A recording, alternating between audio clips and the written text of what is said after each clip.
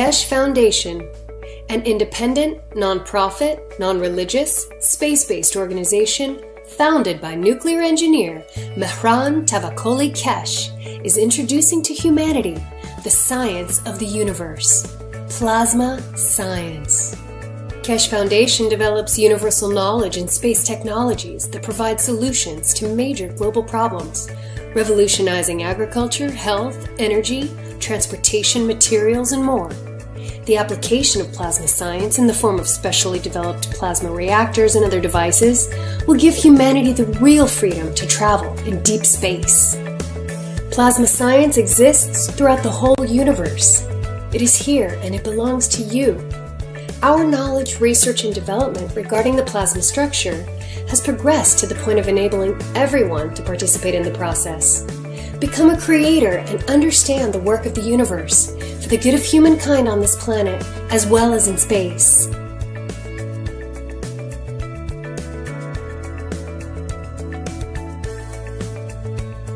The use of megravs, nanomaterials, GANs, liquid plasma, field plasma, and other plasma technologies have come as a new dawn for humanity to progress and work in harmony with the universe. Conventional technology applications are wasteful, damaging, and cause pollution to the planet and all living beings. Plasma science provides solutions and improves existing methods and use of resources in all aspects that touch the lives of all beings. Plasma is defined by the Foundation as an entire content of fields which accumulate and create matter and is not defined by its physical characteristics like ionization or temperature. Also, with plasma science, we understand how we can convert matter back to the fields. Quoting from Mr. Keshe, MEGRAV stands for magnetic gravitational, which means plasma absorbs or gives. And every plasma has the both. It has give and it has take. And when they can't find the balance, they distance themselves until they find the balance they can give to the others, that they can receive what they want to receive and give further. Certain atoms and molecules release and absorb magnetic or gravitational fields. Released fields are available to be absorbed by other objects. The Keshe Foundation has developed a way to gather these free-flowing fields from the environment within a resourceful and beneficial new state of transitional matter, which M.T. Keshe named GANs.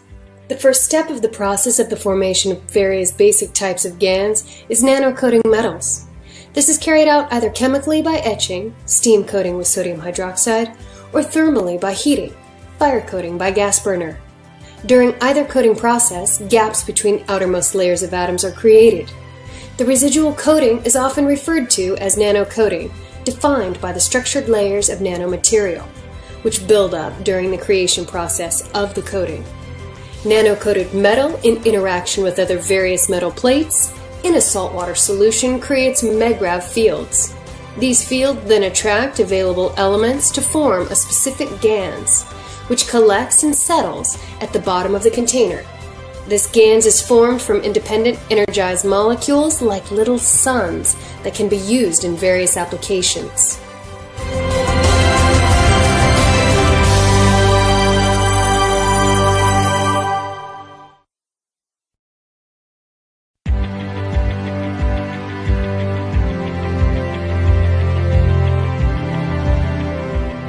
Conventional science teaches us that what we can't measure does not exist.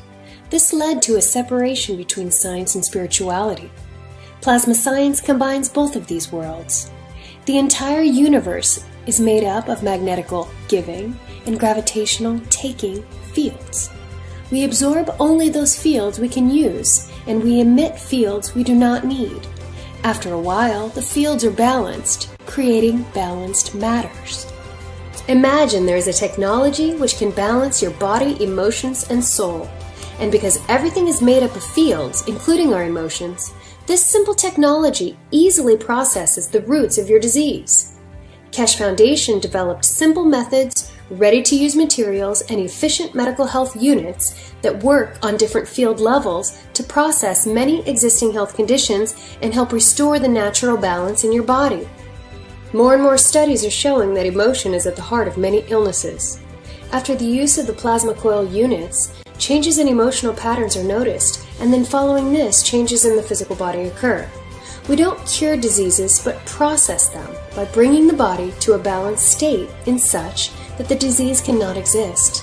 This means you can achieve complete emotional and physical balance in relatively short time.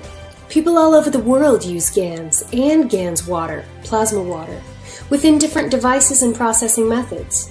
The Keshe Foundation offers a full spectrum of information pertaining to GANs and its uses, from solid plasma to liquid plasma to field plasma. Which of the available information, processes, or devices resonates with you? At the same time we open the door to the power of our soul, Keshe technology elevates the soul of the man in order to bring balance to our body, bring balance to our flow of emotions, bring peace to the world, and readiness to open up to the universal community.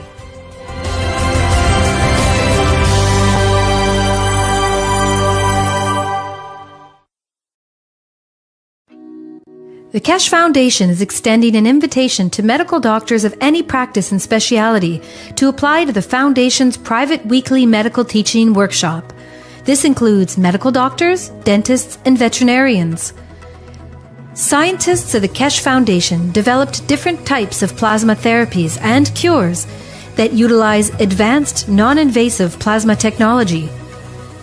The weekly private medical teaching workshop educates doctors to the plasma science behind the therapies, along with the functionality and operation of revolutionary plasma medical devices. The goal of the private teachings is to add plasma health knowledge to the profound knowledge of medical doctors. The weekly class is broadcast live over the internet through a secure private channel every Wednesday from 2 to 5 p.m. Central European Time. Presently, the class is only offered in English. However, you are free to bring a translator to the class. If you can't participate in the live broadcast, you can watch them later at your convenience through a private internet portal. Every patient's case that is discussed in the workshop will be kept anonymous and private. This includes cataloged findings and data gained from the analysis of the patient's health issues. Any medical doctor in the world who wants to participate can do so by sending an email to doctors@spaceshipinstitute.org. In your email, please state your willingness to participate in the medical teaching workshop. If you're planning on bringing a translator to the workshop, please state this in your email as well. After we receive your email, we will contact you with the instructions on how to apply to the workshop. As a part of the application process, applicants who apply, including any translators brought into the workshop, will be required to sign the Keshe Foundation's World Peace Treaty, which can be found at the following web address. All applicants will be required to provide proof of their education and ability to practice medicine, and will also be required to pass an extensive security background check before they are granted access to the teaching workshop. Healthful plasma technology is here, now, the use of which is increasing exponentially on a day-to-day basis on every continent. We encourage you to come and learn about this revolutionary technology. Apply today.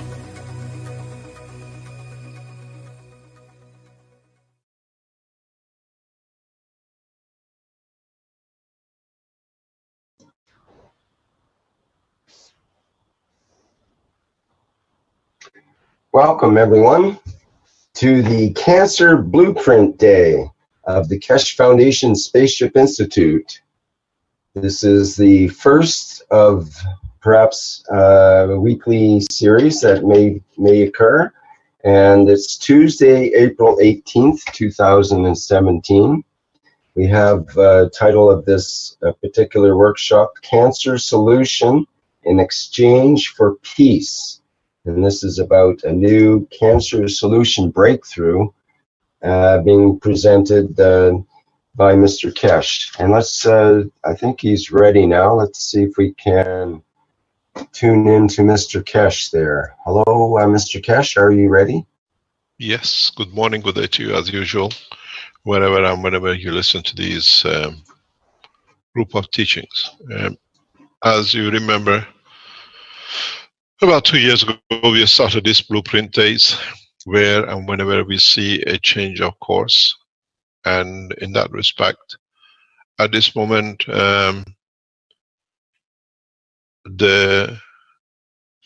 you want to start a video apparently. In that respect, we have come to the point that there is enough information and knowledge, and there is enough background knowledge and experiment done by scientists on different aspects of the technology. We have to clarify the use of the materials and how they've been used. And this teaching today will start a new course of actions by the Keshe Foundation. One of the biggest problems for humanity is what we call cancer. Cancer has been something whenever and wherever the doctors could not understand the knowledge of the change of the condition of the physicality of the body of the bat. In that process, when the doctors cannot understand it, they call it the cancer. That's all it is. Now we started exploring more and more, understanding more and more in how the cancer actually progresses, how and where and by which methods it is established in the body of man. Over the past 30-40 years, the knowledge of cancer has become fairly tuned to full understanding. And what we understand in Keshe Foundation is very simple. Cancers are produced in 3 ways as far as we can see, maybe 4. One is emotional. This is when the emotion of the man creates a given energy, that energy in interaction with the matter state of the body, it becomes to manifest itself as an entity. We say in a space, you can wish and you will receive. You can put your hand out and have the energy from your soul that by filtering of your wishes, that what it is, you will receive that material. We create the emotion of sorrow. We create the tears. We know the process, but we never knew how actually can be controlled. We create emotion of rejection, and in that process, what we want to reject, we create a material for it to start the process of rejection. In olden days, man knew how even to reject part of his arm and hand and fingers when they were trapped. They could not cut it, but the wish was so strong, like reptiles, they could literally sever the finger or the arms. But this knowledge over time has disappeared in the vocabulary of the knowledge of the man, in the brain of the man. But at the same extent, when the man wishes to create, to reject, to bring about a condition where he wants to see the change, and that change, because it's given by the wish of the man, is so strong that no medicine can fight it. You can use chemotherapy, you can use radiation, you can use anything you like with the present medicine, but you'll find out it'll come back again. Because in the world of medicine today, the world of science has missed the main criterion of the cancer. 95% of the cancer of the man is created by emotion. So in that emotion, in that condition, man subconsciously wants to create a condition that that organ will not be there. Be it prostate, be it breast, be it stomach cancer, be it liver, or whatever we might call it. We never understood, and this is one of the main problems with the present world of science, that cancer, majority of it, is emotionally based. We wish it, and our wish is so powerful that no medicine in the world can overcome it.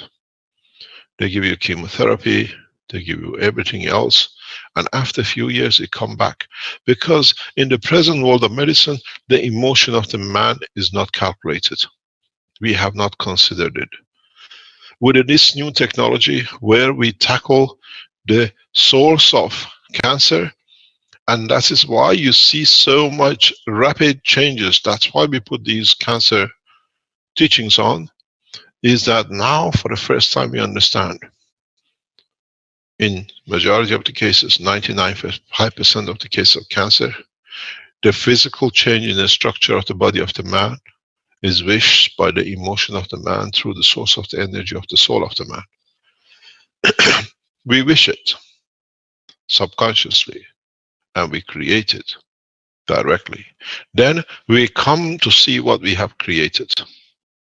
It's very much when we wish to have a longer finger to become a musician for a specific instrument, the same way we create these organs, these materials inside ourselves.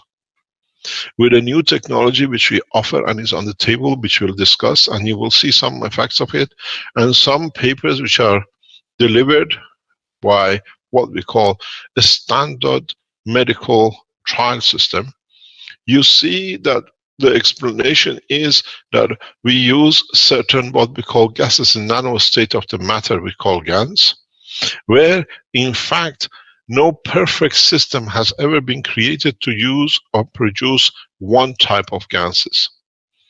In all the gases produced, especially with CO2, there is a minute amount of gases nano state of zinc, which that amount of zinc within the structure of the CO2 plays this game. The emotion of the man, the neurosystem of the man works through zinc in a gaseous state.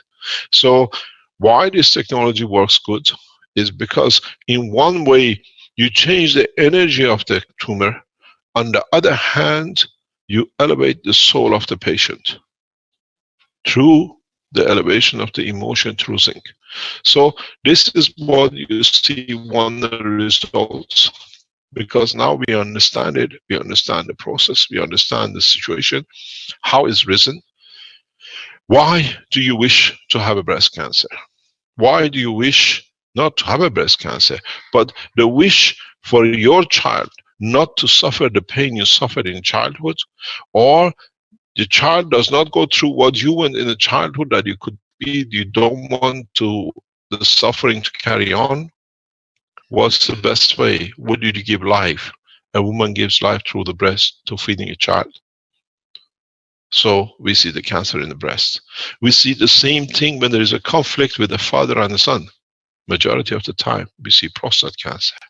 Where does the father give life to a child? Prostate is a player in the game. So he wants to get rid in what caused him the problem, that he'll never make the same problem again. Now we understand a lot of diseases are what is known as psychosomatic, which means psychologically through emotion we create the physicality of the disease. Cancer is another one. And the more we understand, the more we realize the psychosomatic condition of the cancer can be changed in two ways. We can hammer it, we can bombard it, radiation, chemotherapy, or anything else, or we can go the new way, which is sort the problem at its root, which is the emotion. Once you sort the problem at its root, you elevate the emotion, that with it you allow different fields to reach or to be reached by the physicality. The cancer is just a technicality to be see the change of. This is important for us. This is why in the program today and in the coming weeks you will see a strange phenomenon. You will see things which is in the present world of medicine is absolutely impossible.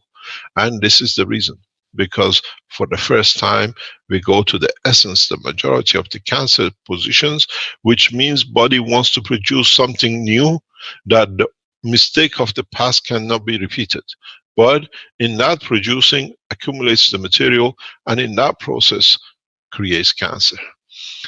Cancers are literally done in a very simple way. What we see is that, can you see the whiteboard, or do I stop sharing and go on the whiteboard? Stop sharing, please. Thank you. Okay. I go on the whiteboard, we share. is not allowing me to go on the whiteboard. Okay, we're on it. So what we see is very simple. The body of the man has his emotion. In achieving that emotion, it creates a field, which interaction with where the field is received with that emotion leads to the point of new tangibility of the matter. But the body of the man has a given content. It has copper, it has zinc, it's got calcium and potassium, it's got everything else material which the body of the man carries. So when the strength of the emotion filtered from the soul of the man, in coming to the matter, solidifies to the center of the cancer. So what we see, and Dr. Rodriguez and other doctors will tell you, is up to now when you go to the doctor, doctors are not really concerned about what elements are elevated in your blood. But with the new technology we have to, because now we understand if the strength of the fields which is filtered from the soul of the man through the emotion of the man comes to be at the strength of, let's say, zinc or copper, that material in that point becomes the seed of the oyster of the cancer. So every cancer has a center. And in that process, once it started, the immune system of the body of the man tries to get rid of what is created by the emotion and by physicality. So now we get what you call immune system attack, trying to disturb or destroy the center, the material which the emotion of the man has created. In that process, what we see as it carries on, further steps come into play. And what happens now is start oystering. And we see the growth of the cancer, the tumor. And if this condition is repeated, because now that it has managed to survive, it gets replicated in other part of the body of the man. So we have two choices with the new technology, is to deplete the oyster and then remove the wish of the man, the center element. Or by looking at the blood results in the element sector, we see what material is elevated. And that material which is elevated, it gives you the indication what is made from the seed of the cancer cell. In single tumors, doctors can tell you who have experimented with the Keshe Foundation technology, you can remove this cell. It's a specific way of producing certain systems which the energy transfer between the systems allows the depletion of the energy of the material, and once the mother seed of the pearl has disappeared, the cancer has no strength. What we see is the tumor goes black. And then when it goes black, it's a matter of time that the immune system of the body of the man will more or less deplete and eats up everything. You will see one of these in a few minutes. It was shown in the Rome conference by Dr. Rodriguez. For the first time, we'll show it in public. It is unimaginable what you will see. Those who have seen this video, it's been on the internet sometimes, is a major achievement with the new technology.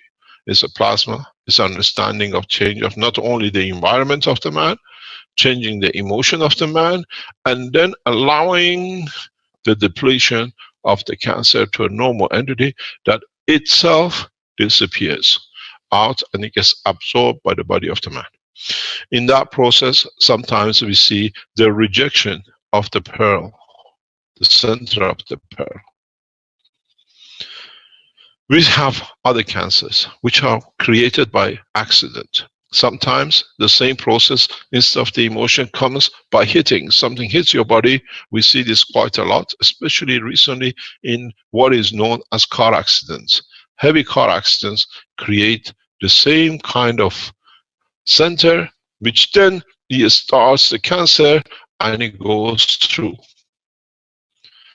There is another cancer which is not a cancer, but has been part of the man's progress in the evolution of his life. We evolve, and in that evolvement of the life, to fit into the new environment, our body cannot operate or does not see how to handle the new changes. What we see now, in many cases, part of the evolutionary cancer comes with women.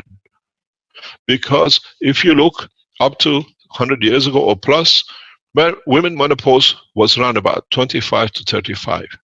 Now in more nations where we see more national security and we see more sharing of the burden of the growing of the children by the society, this figure of menopause for women is getting pushed to 50s, 60s, and 70s. I have one, thank you very much. And this, in some women, which cannot go through because of the emotion which comes with it of the change, we see some what we call evolutionary cancers. These are very hard to handle. These are extremely to be able to process, and these count for between 1 to 3 to 5% of the cancers we see nowadays. The accidental cancer is random. There is no data for it, but the more and more high-speed accidents we see, 5, 10, 15 years later, we see the beginning of cancer. And when you go back to the patient and you ask them, they say, yes, I had an accident in such a place. We've seen this. Now we put this chart, part of the chart of the cancer system. What is important for us today, we touch on mainly how the emotional cancer has been handled. You will see Dr. Rodriguez, in a way that it can be distributed on the internet, will show the process of cancer reversal. This is one of the impossibilities of world of science.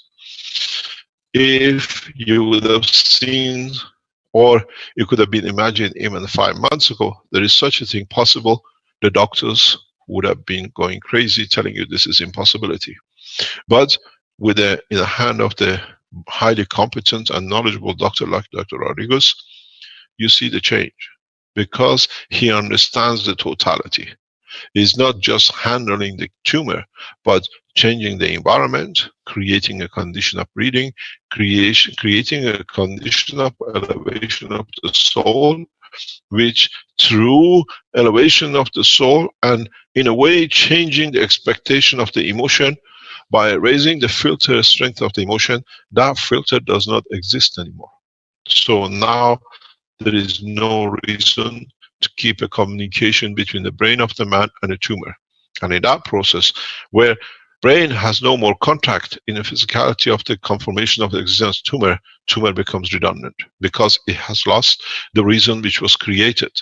Now, if the strength was at 2, with the elevation of the emotion at 3, there is no room for 2. So you change the environment of the emotion, the filter strength, what we call it, and then you see the change in the position. Now, once you elevate the soul, is a matter of physicality for the body of man to do with something which has suddenly appeared here. Use the immune system, use everything else, reduction in cells, creation of new cells, and then we'll see the changes. What we would like to do is to go to Dr. Rodriguez, because they say the proof of a science is in black box theory, which means we keep a black box with the body of a woman. Dr. Rodriguez will take it, and if any doctor in the world can tell us how such a thing is possible, then we have a new magician, and that magic is the world of plasma. We show this first, and then we go into the next step. We have number of people who want to show or explain how they have overcome cancer, and how we know in one case the wish of the person is so overwhelming that she does not want, or he does not want to be able to carry on, because there is something in the background which is only to her and her only, or him and him only, that wishes the termination the way she likes. We cannot override the wish of a man. Does not matter what we use. Thou shalt not steal. A physician cannot override, but can elevate the soul of the patient, that the patient sees the new light in life. And if that new light does not satisfy the condition, she can take a new course. I would like to ask Dr. Rodriguez in the background to join us, if he's available, please. I am Mr. Keshe. How are you, Mr. Keshe? Good morning, Your Excellency. Dr. Rodriguez is one of the heads of the new Universal Council, which has become the Earth Council, heading the South America. And he is one of the leaders in the health of the Keshe Foundation. Would like to introduce yourself, and I'll go silent, and then I'll take over when you finish. Yes, I'm Dr. Rodrigo Vildosova. I'm a doctor. Belongs to the group of doctors who work together in pro of humanity, finding and looking for new technologies in order to change the process of any disease. So here I'm going to, may I start the presentation, Mr. Keshe? Yes, you share. I stop sharing. It's your screen. Okay.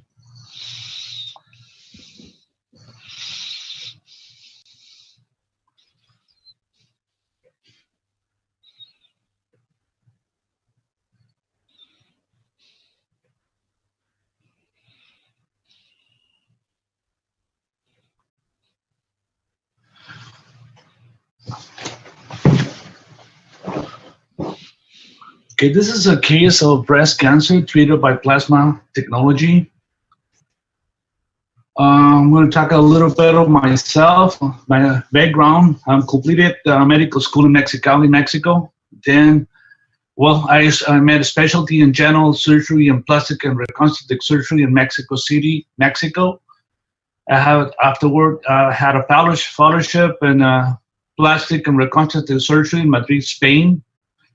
Then I continued with another fellowship in plastic and reconstructive surgery in Lucca, Italy. Then I practiced this beautiful specialty for 30 years. Now I'm decided to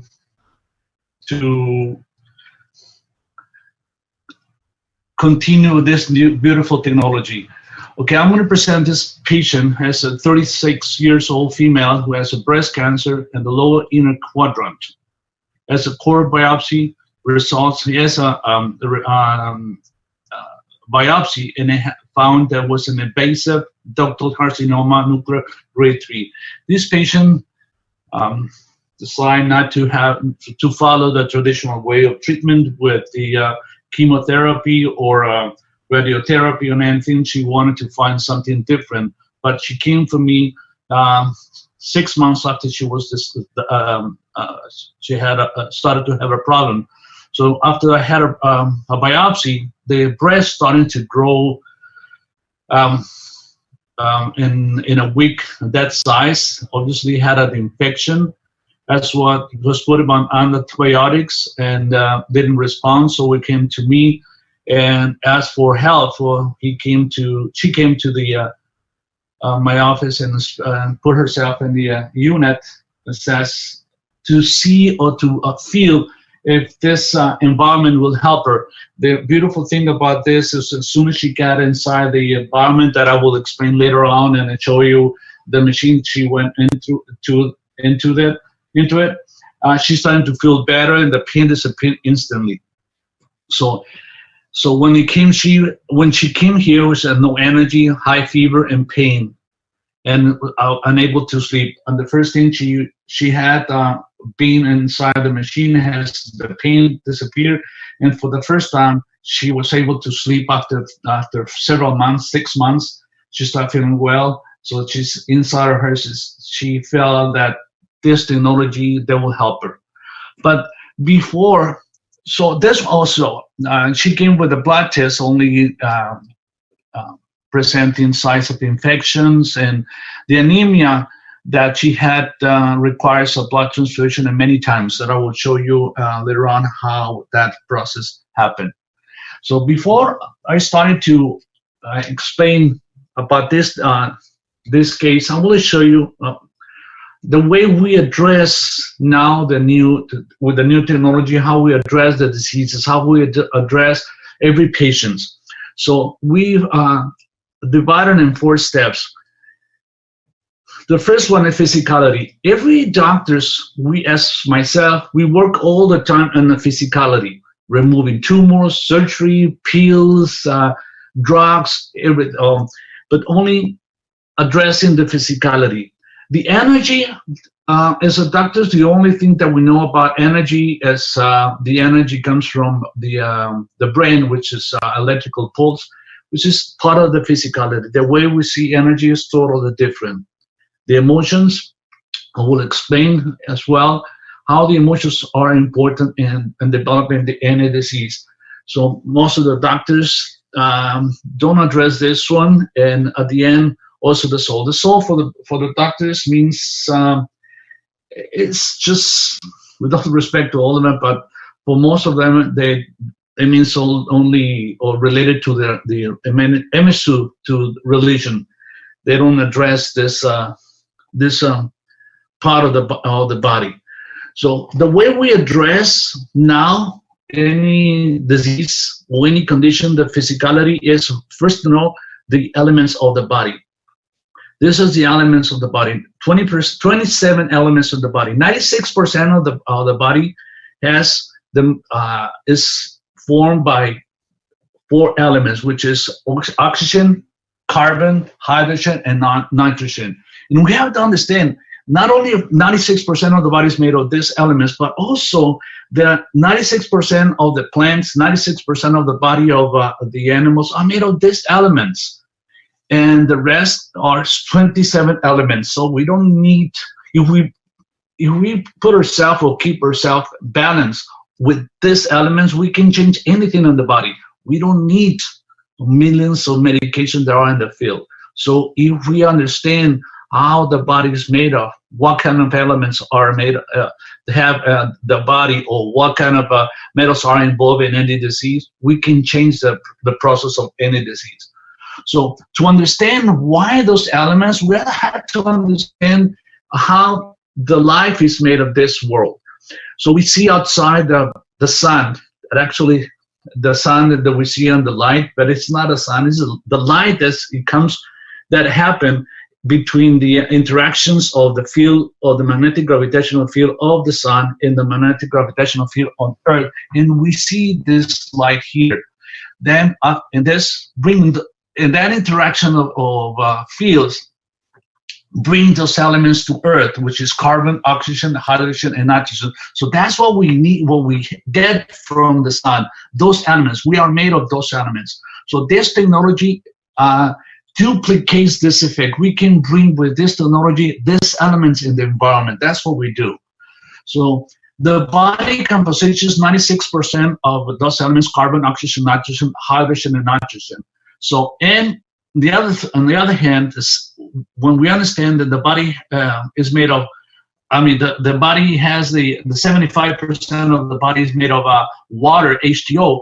Once we understand these elements, that with the interaction of these amino acids or proteins in the body with the water, releases hydrogen, which is the energy of the body. All the time as we speak in the sea.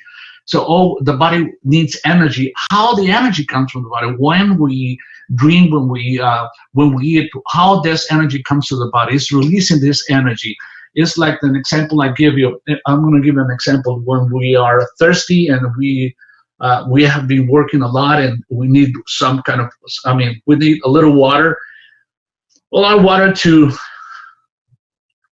because we have been sweating a lot, so we need water and we feel weak. And as soon as we drink a little sip of water, normally we think if we drink water, we have to go through the mouth, to the esophagus, to the stomach, then the bloodstream, and then take the water to every single part of the cells. But actually, what a body needs is the energy. So as soon as we take the water and it touches the tongue, it changed that water in plasma and release the oxygen, and it goes to every part of the body. And I will explain how this happened.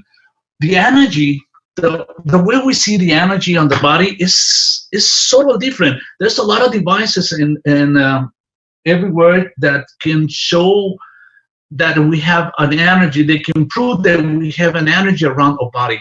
The Killian technology devices. There's a lot of devices. Even people can see the energy. And we have in a group of doctors, incredible person whose name is Klaus Trier. He can see energy of the body. So that energy is part of us. So the way I understand this, the way to understand this, as I said before, when we are thirsty and we need water, we think that we have every single cell of the body needs that water. So we have to drink a lot to water and wait minutes or hours to get that sour to every single cell. But as soon as we got a little sip of water, we feel the effect, because that effect is like it goes that plasma that releases of that hydrogen in that environment and touches every single cell in the body. We are in the plasma state, and we have proven that the body is a plasma organ, not just the physicality as we thought it is. It's a different way. Once we understand how the body works, what the body is, and the process, everything, the way of treatment is going to change dramatically. So we have that energy around the body. It connects every single cells in the body. Well, I'm going to give you another example. If you start breathing for 20 seconds or a minute, you're dying for oxygen to your body. But as soon as you have a little sip of, a little air, as soon as you have air, it passes through the back of your tongue, you feel energy. You feel all the oxygen, every part of your body. How is that possible? Because according to the medicine, the way we learn is if you need oxygen in your body, you start breathing, and that means every single cell of the body needs oxygen. So we have to breathe. They have to go through the lungs, to the alveoli, and change and pass that oxygen to the red cells and bring it to every single cell. It takes a lot of time to do that. But because we have this field of energy around our body, that when that air passes through the tongue, through the back of the trunk, changes to the plasma and release that oxygen to and it goes to every single cell of the body instantly, because we have that field around us. So, and another way, the way of thinking is the emotions, the way Mr. Keshe explained. According to the medicine, we said, okay, 98% of diseases are psychosomatic. What does it mean, psychosomatic? We put everything on stress. And stress is a very vague word. It means nothing. With all the respect, it means nothing. But stress for us, for doctors, means that there's some kind of hyperactivity in the brain or in the body, and we have to calm down this body in order to release the stress, and the body will change. But we haven't seen anything change treating the patient this way. So, well, what we give into the patient is something to shut down the brain, to block the brain, and instead of addressing the emotions, we just say the stress, giving some kind of hyperactivity, giving pills to shut down the brain, to calm down the body and relax, and that will fix or will change the environment. The body will be able to heal. And we don't see that, because stress, as I said, is a very vague word. I will say emotions. Every single disease, or most of diseases, are involved in emotions. Let me give another example. I will explain what kind of emotions is involved in this cancer, but I will give another one, like the people with Alzheimer, people that what happened in those people, we see, according to the medicine, the brain is dying, and see black spots in the MRI of the brain, and see, oh, it's dying, so it's disconnecting to the body to the reality. But actually what happened is, and emotionally, those people don't like to live in the life they live in, the environment they live in, the house. They changed some of the patients, so those people were moved from one country to another house to another one, or different families. They changed, and they don't like that environment, so they're starting to block themselves to living in that reality. And inside the brain, the subconsciousness says, okay, I don't want to leave this, so they started to shut down the brain. So that's why they see the black spot in the brain. They started to not to be connected to the present because they live in the past. So inside of the brain, they are shutting down the brain, the body, because they don't like to leave this life, this present or this life. As we have seen, I know this is not a part of this presentation, but we have seen with treating this patients, the emotional and the changing the environment, people come back to the reality. People have seen there are people that are lying down in the bed for months without blinking the eyelids or the eyes, and not even being able to eat, just feeding them to the tube, to the nose. So, and as soon as we started to put these patients on this environment and given these GANs to treat their GANs, people come back to reality. It's an incredible effect that we have seen. So the emotions affects the whole body. So, and the fourth level of seeing the process of any disease is a connection to the soul. As I said, for many people, soul is only related to religions, but we are souls. We are not the body. We are souls living in this environment, this life. So when we touch, when we are able to connect to the souls, it means that there's no emotions involved in this, and we feel just unconditional love. That means that nothing bothers us, nothing bothers this body, so the body heals. It's incredible.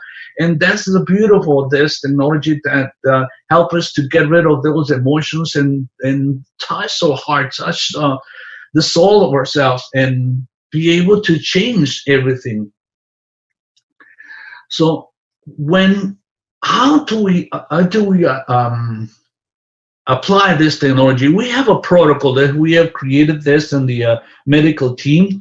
That's in every patient we do this. In every patient, even if it had cancer, any disease, diabetic, high blood pressure, whatever disease the body has, or every person, we address this this way.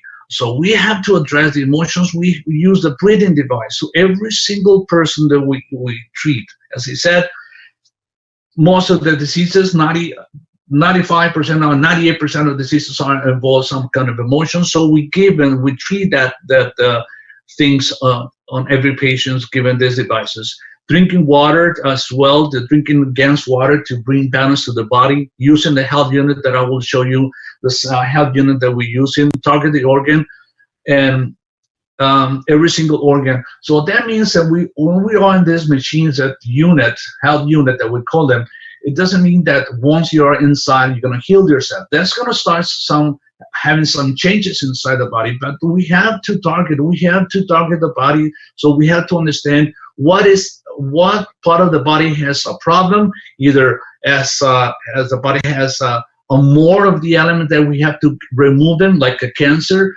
or that how Mr. Keshe was explaining, he has the seed of the cancer has some kind of metal, so it means that that's a lot of elements on that body, so we can change that environment, or either we can reconstruct something in the body, like if it's a lack of any elements that the body cannot bring balance, it cannot heal itself, cannot change or cannot repair. So we give them those elements that the body needs in order to repair any part of the body, any organ in the body. So the way we treat it is, so the first step is breathing device. So we target the emotions. We use devices that we use gases, the zinc gases, the water gas of zinc and water gas of CO2 at 50% and 50%. Mix it so we target the emotions. Once this is, if we put a person inside any of the health unit or given GANs without treating the emotions, I would say it is so hard to bring balance to their body. Their body will not be able to reconstruct itself to change that problem, that disease. So we have to address, I would say 100%, all the people that we treat, we have to address the emotions, all of them. So we use it, I created this one, and there's a lot of devices, a lot of beautiful people around the world is creating different devices in order to get this environment of zinc on CO2. I use this tube. I myself had a tube, a 5/8 tube, and another 1 1/4 tube, wrapping the whole big tube. The small tube is filled up with the GANs of CO2 and zinc GANs. So the people breathe that GANs inside. When people comes to me and says, how would I know that it's energy inside? And I have 2 bowls that has 2 plastic bowls that has liquid zinc and CO2 GANs inside, and allow them to touch them and put them closer together, and they feel the energy like a magnets. They feel the energy. So they've proven that it's energy interacting in between those GANs. So I give him, every single person that I treat, I give this breathing device. And as soon as they start breathing, I mean, for a few days later, they're starting to feel a lot better. The emotion is not, they know they have emotions, but they don't affect, that doesn't affect anymore. So they said, yes, I know they have those problems, but they don't affect them anymore. I feel more relaxed. I'm able to sleep. I'm able to think better, because we have to understand, we create our own reality. In the midbrain, when we have access to the midbrain, we can create anything we want. If we have problems, if we have drama in our life, we created this drama in our life. So we have problems, those emotions, we created this, we change this body according to the emotions, to the reality that we wanted to create. So whatever we have in the midbrain, we create this. So it's like how many people, or how many masters and teachers we have right now to teach us how to create reality, that we have to focus on something beautiful and love and in different environments. But if we have so much drama in the brain, we create the drama. We cannot create a different reality. So this is like the way I see it. In order to get to the midbrain, we have so much emotions, like having a furnace or a water, a bottle net. It's a small window to access to the midbrain, but as I said, it's a funnel. We have so many emotions that covers that window. So we have to get rid of those emotions in order to get to that midbrain and create a different reality. So this technology that's using of these GANs, water GANs of zinc and CO2, remove, clean that path. So we have a clean, open access to the midbrain until we can create a different reality. See, if we don't stop thinking about that drama creates the disease disappears. We have so many doctors in the world that start treating the emotions of the people, and we see the better results than in any traditional medicine. So because it works, we create the diseases, whatever disease is, not only cancer, any diseases. So we have access to that midbrain to remove those dramas, and we can create anything. So that helps a lot. So drinking water goes well. We're using a CO2 GANs water to have the cells connections, the nervous system, and also to treat the emotions. We have the zinc water GANs to target the emotions. We're also using the copper oxide water GANs to stimulate the muscles, ligaments, disinfection, etc. We can use every single element. We can create any elements that we need to in order to bring balance to the body and change to help the body to regenerate anything. Also, we use CH3 for energy.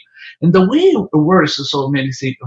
A lot of people ask me, so how this CH3 gives energy? We understand that we have to interact with the body. So when we have, remember we have on the body water, 75% of the water is H2O, so 2 molecules of hydrogen and 1 oxygen. When we get the CH3, when it makes contact or interact with the water of the body, releases what hydrogen, which is the energy. So that's what we have energy out of this. We have to understand a little bit of chemistry, how the body works. So, and it's easy. But at the end, says also we said we never give CH3 people who have cancer, because if we energize, we want to energize the body. That cancer, those cancers are part of the body, so as well we energize those cells. So we have to be careful not to give CH3 to people that have cancer, even though those people that have cancer have no energy, they are lack of energy, they are so weak. But we have to address this in different way. So not to give CH3, even though, as I said, they are weak. So we're not giving, because we're giving energy to the tumor cells. So the tumor cell, the cancer will start growing, will start growing as well. So we have to be careful not to give CH3 to people who have cancer.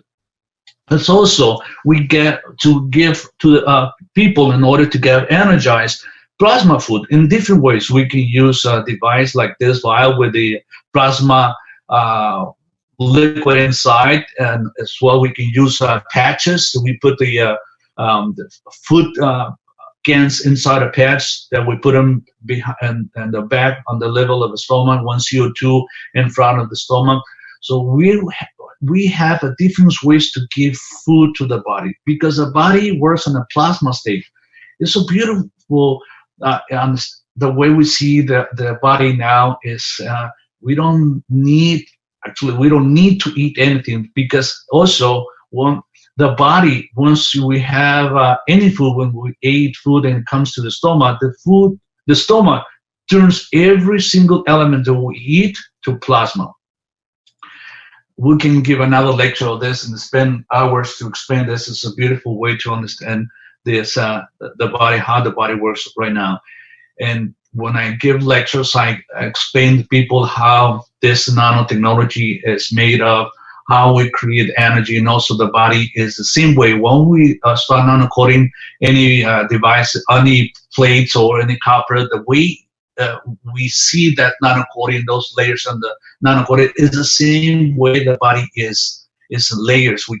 We have layers. We have like a nanocoating cover in every single organ. So we work on a plasma. So if we give in the plasma whatever the body needs, it will get it through the skin. So this is another way to understand. This is we can find this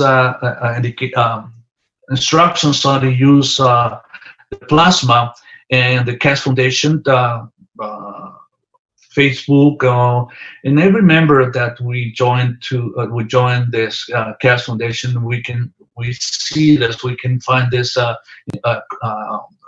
instructions how to use the plasma, and everyone can have it in their home. So the different ways to have a first aid kit instead of a medicine, all that, we can use this.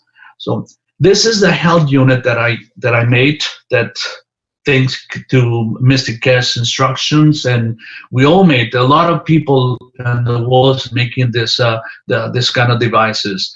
Anyone can use whatever they want as a structure, but the main thing is the coils that are inside that we were taught by Mr. Keshe. So creating an environment, people once are inside, they feel the energy. When I give lectures to people, people say, "Oh yes, energy, okay, peace and love." They feel, because when we talk about energy, people are tired of those way of listening to a lot of people. There's energy, and nobody feels anything. Here, you feel the energy. Once you're inside that environment, you feel tingling, heat, energy going through all your body.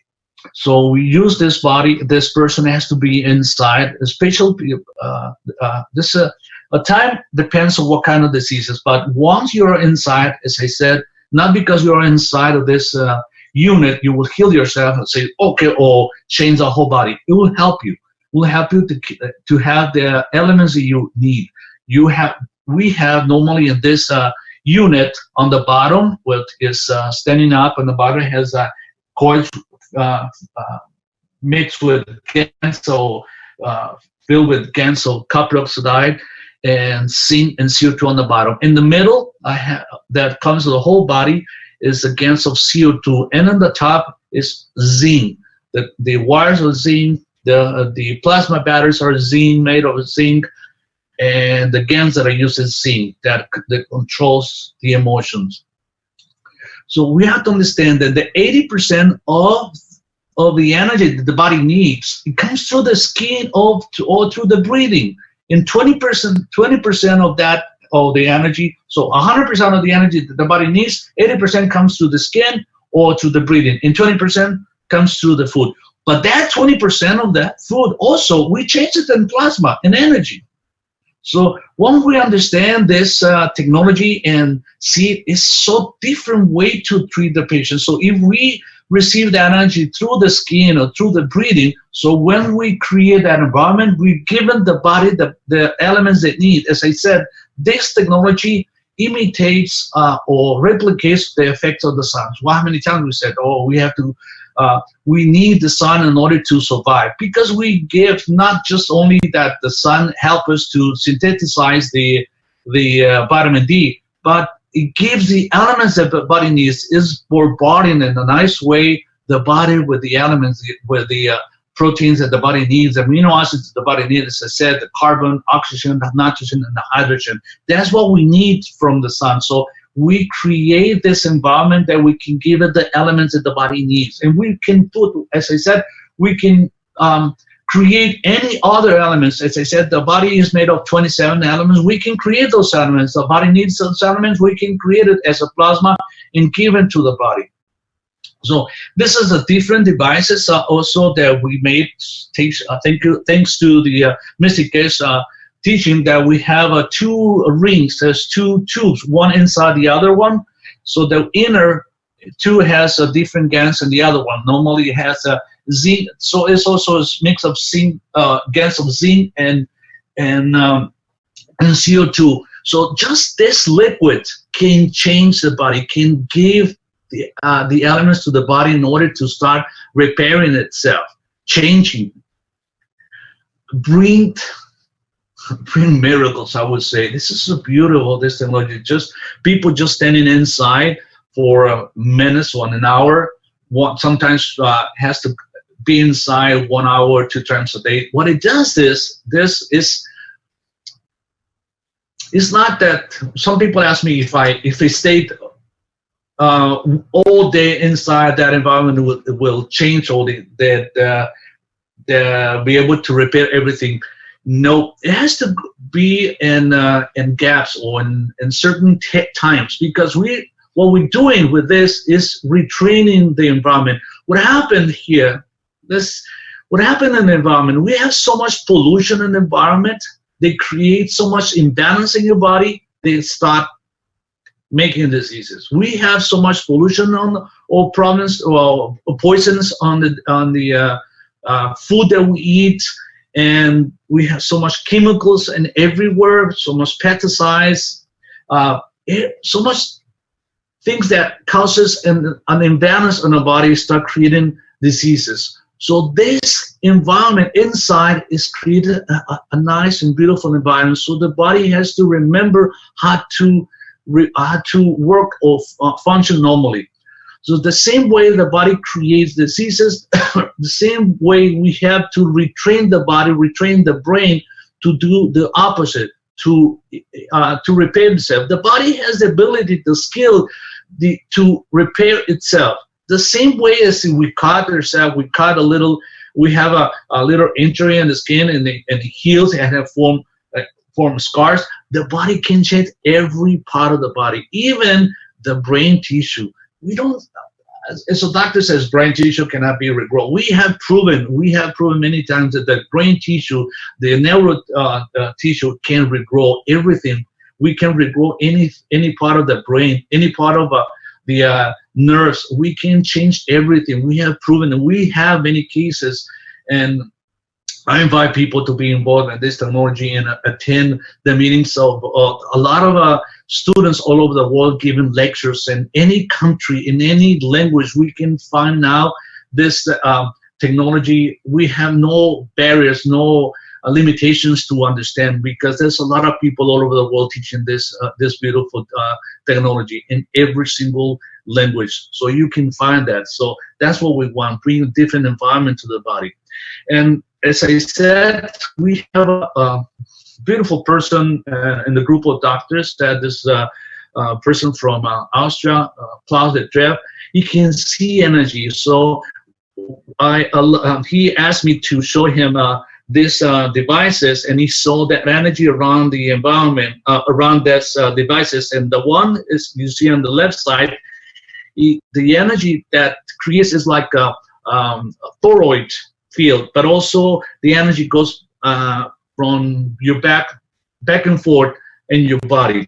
So it changes. In the other one, it creates a vortex, but it changes. The way the left one, we have in the in front of the people, the person, and in front of those rings or those coils, we have a sea salt container that, as the gravity pulls the energy that the body has to release, they have to get rid, so it pulls it. And the other one, the right side, which is the vortex, it creates vortex connected to Earth. So whatever the body has to get rid, it goes to Earth. So it's a different way. And we're working as a group everywhere, everybody, a lot of people around the world making those devices in order to bring this balance to people. All this technology belong to you, belong to all the world. Whoever creates any of those devices, as I said, no one else, the way we used to see the way of living the system, that when somebody creates something, they're going to make a patent and keep it to herself and make money. The beauty of this technology, or the beauty of the heart of Mr. Keshe, that he created all this technology, he creates all this, he patented all this. Whoever wanted to do something related to plasma is already patented, that he gave it to whole humanity. So whoever builds something related to plasma belongs to humanity. There's no more that, oh, it's mine, it's mine, I created and I'm going to make money out of that.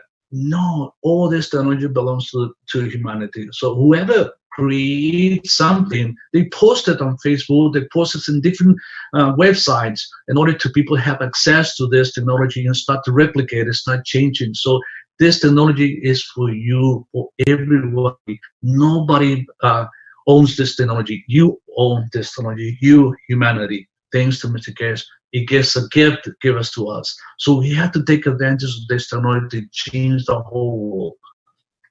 So this technology, one, are inside, creates an environment, creates a different field. So what it does is it creates a field that brings balance to the body.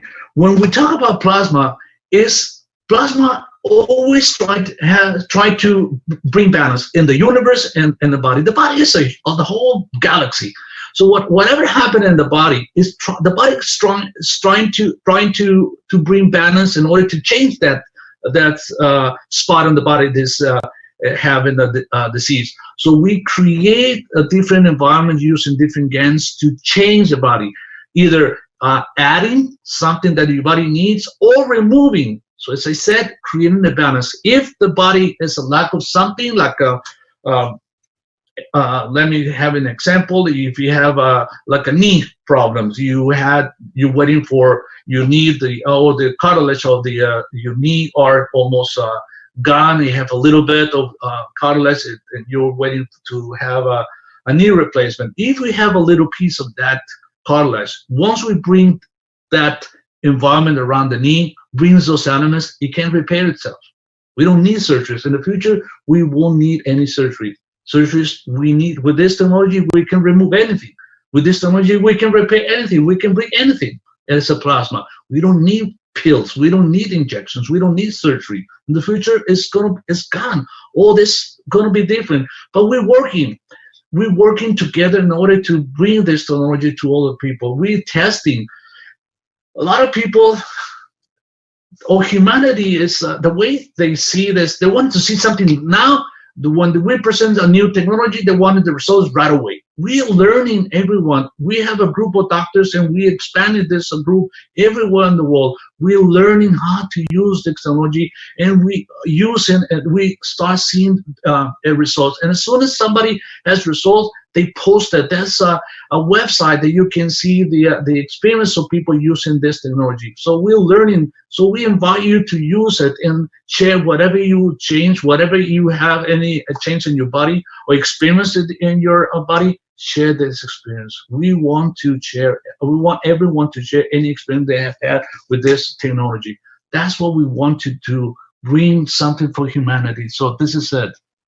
So, and also, as I said in the list of things that we use, or the protocol that we use on the patients, the last one is CO2 GAN samples. We are in trials to using CO2 GAN samples and different diseases like severe conditions, cancer with severe condition that they cannot stand inside of this unit. They cannot come to the or they cannot build any of those the devices. So we have this new way of treating this patient, and we start to have a beautiful result using CO2 GANs water, even in patients with HIV, malaria, Ebola, condition that we thought there was no cure for this, or no, but now we can bring balance to the body, so the body can change, the body can repair, the body can reconstruct itself. So that's what we do, bring balance to the body. There's nothing else. I don't do anything. The technology is only give you the elements that your body needs in order to repair itself. That's what we do. That's what it does. Well, I have to understand 96% of your body is made of carbon and oxygen. So given those elements, so the body starts changing this environment. So now back to the patient, not to the patient who has plasma, but I always like to explain to people how this technology works in the body, so they will understand how we can have this result. So this is a patient who had a breast cancer, a big, huge tumor. So first of all, we have to analyze the emotions. When we have breast cancer, first of all, we ask which is involved, the left one or the right one. The left one is connected to the childhood, to the mother, to the children. Why? Because this is a breast that mostly the women give breastfeeding the baby, or we are connected to a mother with a breast left. Yes, we give them women breastfeeding for both, but most of the time most of the time they're given for the left side. So the left side is connected to the mother, is connected to the child. And when you have some issues when you mother or with your child, you have the connection which is the breast, is that one is connected to the emotions, to the love of that person. And when you have issues, some problems with them inside your brain, you create something that want to get rid of that connection. You want to cut that connections that connections with your mother or with your child, with your children. You want to have, and what is that connection? Your breast. That's why your brain says, okay, I have the breast that's connected to my mother, is connected to my child. I'm going to get rid of that connection. So we started to make that cancer. So the body, the same way the brain create the diseases, the same way we can do the opposite. When we treat the emotions, the same way we're gonna reconstruct that breast. So in the right side is connected to the partner. But I want to take advantage of this presentation to understand more to explain a little bit more about the breast. How important is the breast? We know that we have five sense of organs. We know the size, We use the eyes to decide for sight. So we have the ears to hearings. We have the mouth for taste. We have the nose for smelling, and we have the skin for touch. But we forgot we have the another sense, organ sense. This is the sixth one. It's not just only for women, it's for everyone. The organ that controls the emotions is the breast. The breast is connected to the emotions, like having, even a woman and man has a big antenna. We have that big antenna, and we control the emotion. Now, as I said, I'm going to give another example how to support this. That the breast is a big antenna that picks all the emotions. If you watch soap opera, or you're watching any movie, you're looking at that movie or the TV forward facing the TV. So all the emotions come to the breast and feel that energy. I invite you to watch the same soap opera or any movie on your side, not facing that TV. You see the effect is totally different. You don't facing, you're not receiving that energy straight to the body. So you're on your side, or you cover with metal or aluminum, some of the breast, you will see the effect is totally different. You don't see that, you don't feel the same way, because the emotions come through the breast. We have to understand the whole body works so different. So back to this patient, I'm sorry, but I'm getting excited every time that I talk about this technology. I'm so excited to explain to all the people. They're so beautiful. So, and these people, and as I said, to all the people, patient who have cancer, we do a blood test to determine what kind of metals are high in the blood. And the one we find higher, that's the one who's been involved in the cancer. That will be the seed of the cancer. To understand why, once we understand the magnetic gravitational field energy, so how can I explain that the tumor is growing? Because something is pulling the cells, something is pulling energy. So people with cancer don't die because of cancer. People die because of the lack of energy. They don't have energy, so the tumor pulls all the energy. That's what people die, because they have no energy. So there's something inside the tumor, something inside that cancer that pulls all the energy.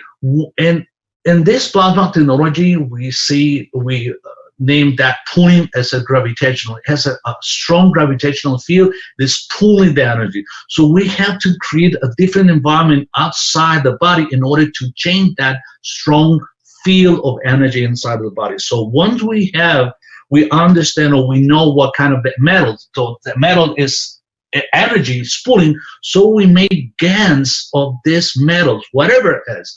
So in this case, the calcium was involved, but I've seen breast cancer that have arsenic involved in the tumor. Some other people who have lead, or some other have had mercury. So whatever metal we found that is involved in this tumor, we have to create GANs in order to create a different environments. Once we do that, so in this case, I'm going to explain. This case was, as I said, this is the kinds of example of metals that we have to find. Those are going to be the seed of the cancer.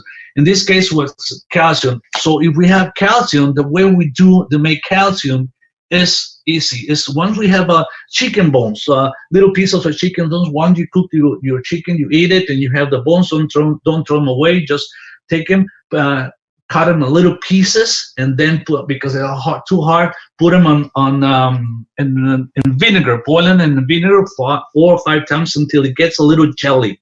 Once you get jelly, get rid of the vinegar and put the caustic, and then boiling water, and that reaction start to create the different layers, or start to nanocoat it, to to energize those molecules of the bone. So we put them on the caustic. Let's teach, and there's a lot of teachers you are interested to make GANs or any food or any elements.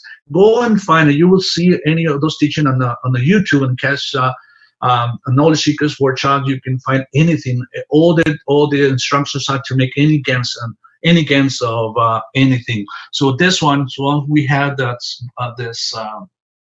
the bones, after we put them on with caustic and water, we leave it for 6 days. After 6 days, we start to rinse it with distilled water to clean out that caustic, that salty, that alkaline solutions. Once we get rid of that, we add CO2 against water.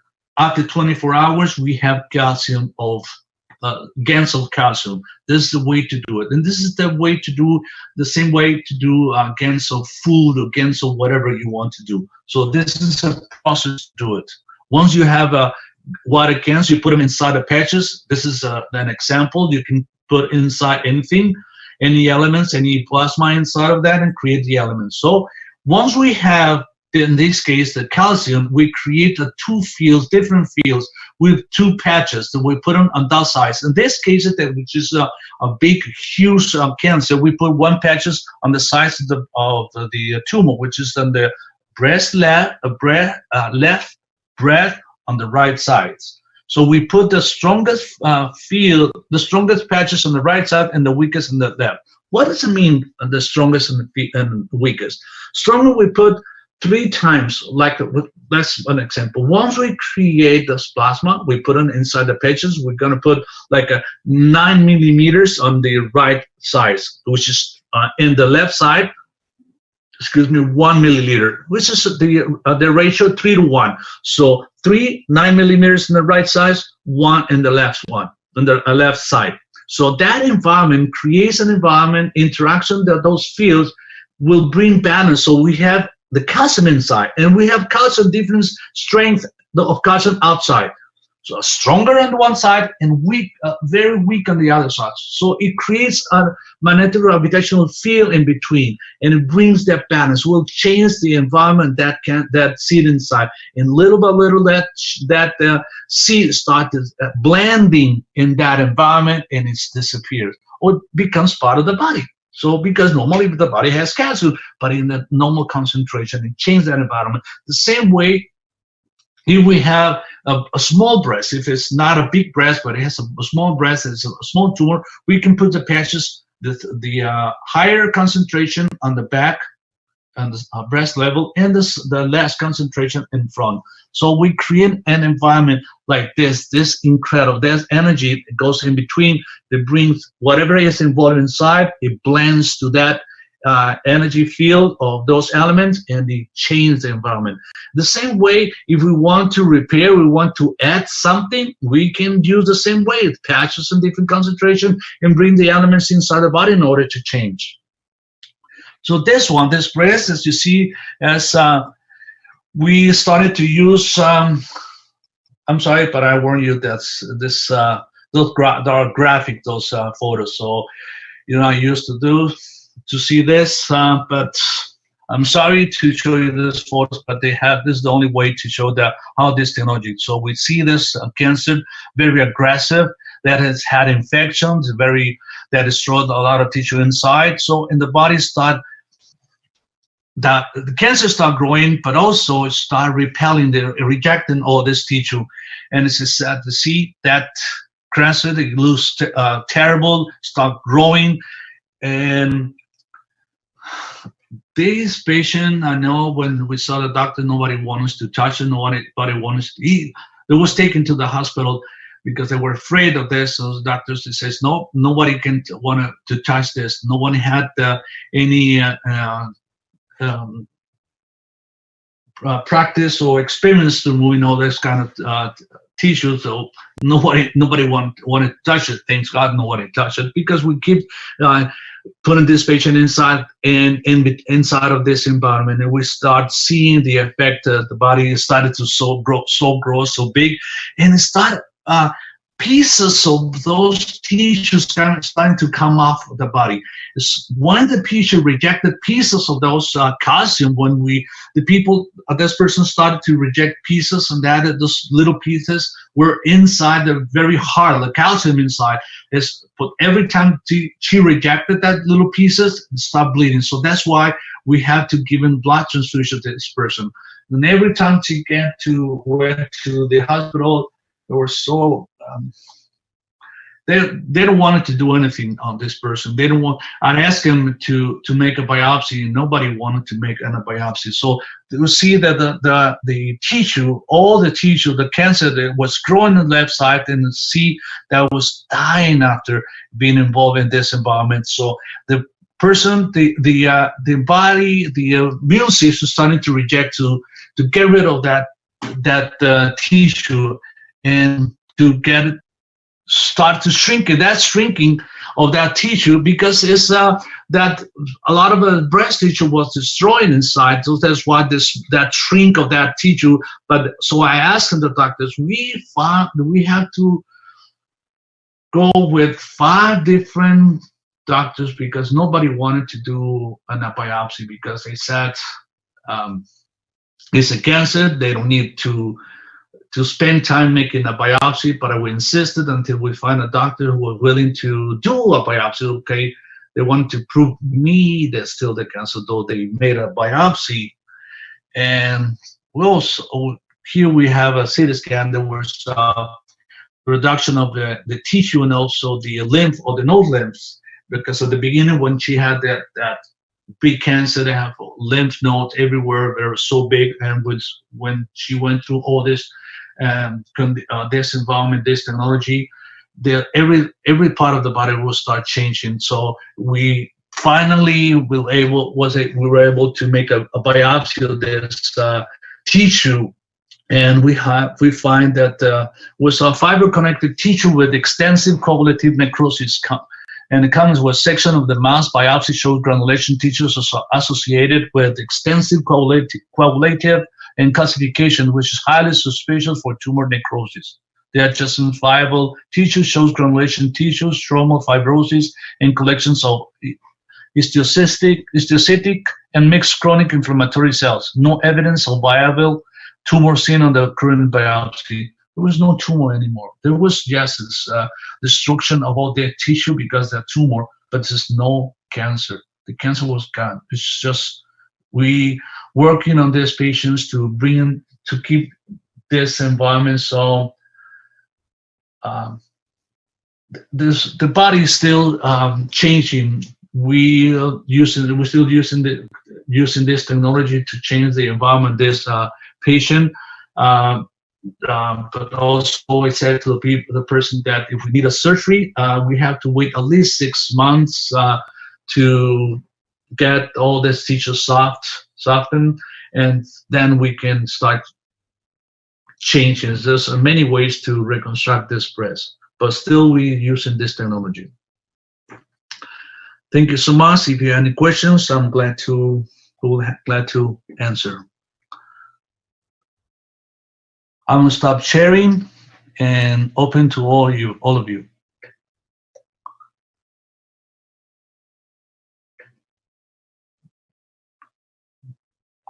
Do you have any questions? Okay, let me remind the viewers that if they have a question, they can put their hand up, and I could promote you to a panelist where you can use your microphone.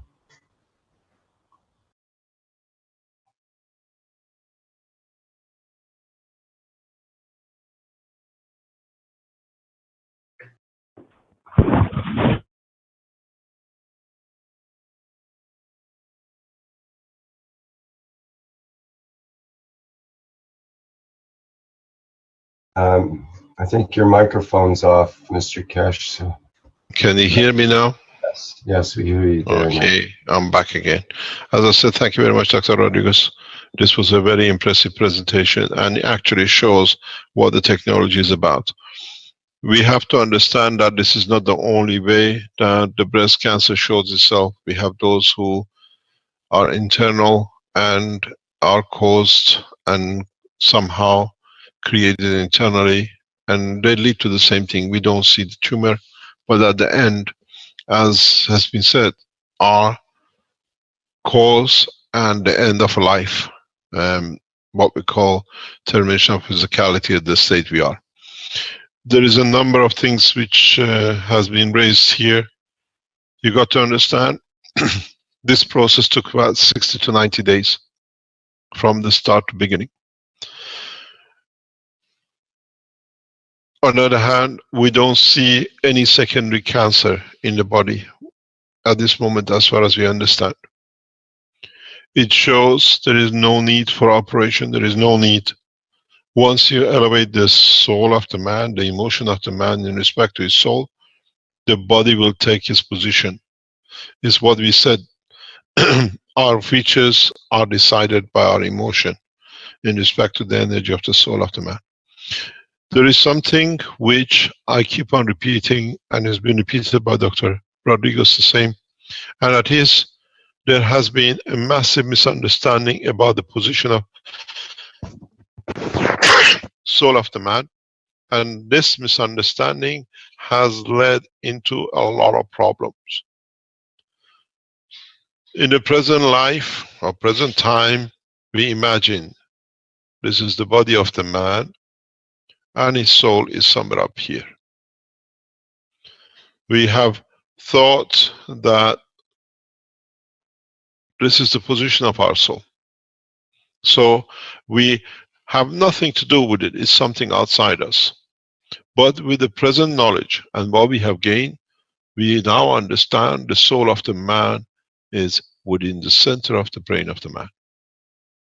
That's why your soul as a source, as the center of the energy, as the sun of the life, takes place inside the body, and as you create different filters around it, you dictate, in reality, different physicalities.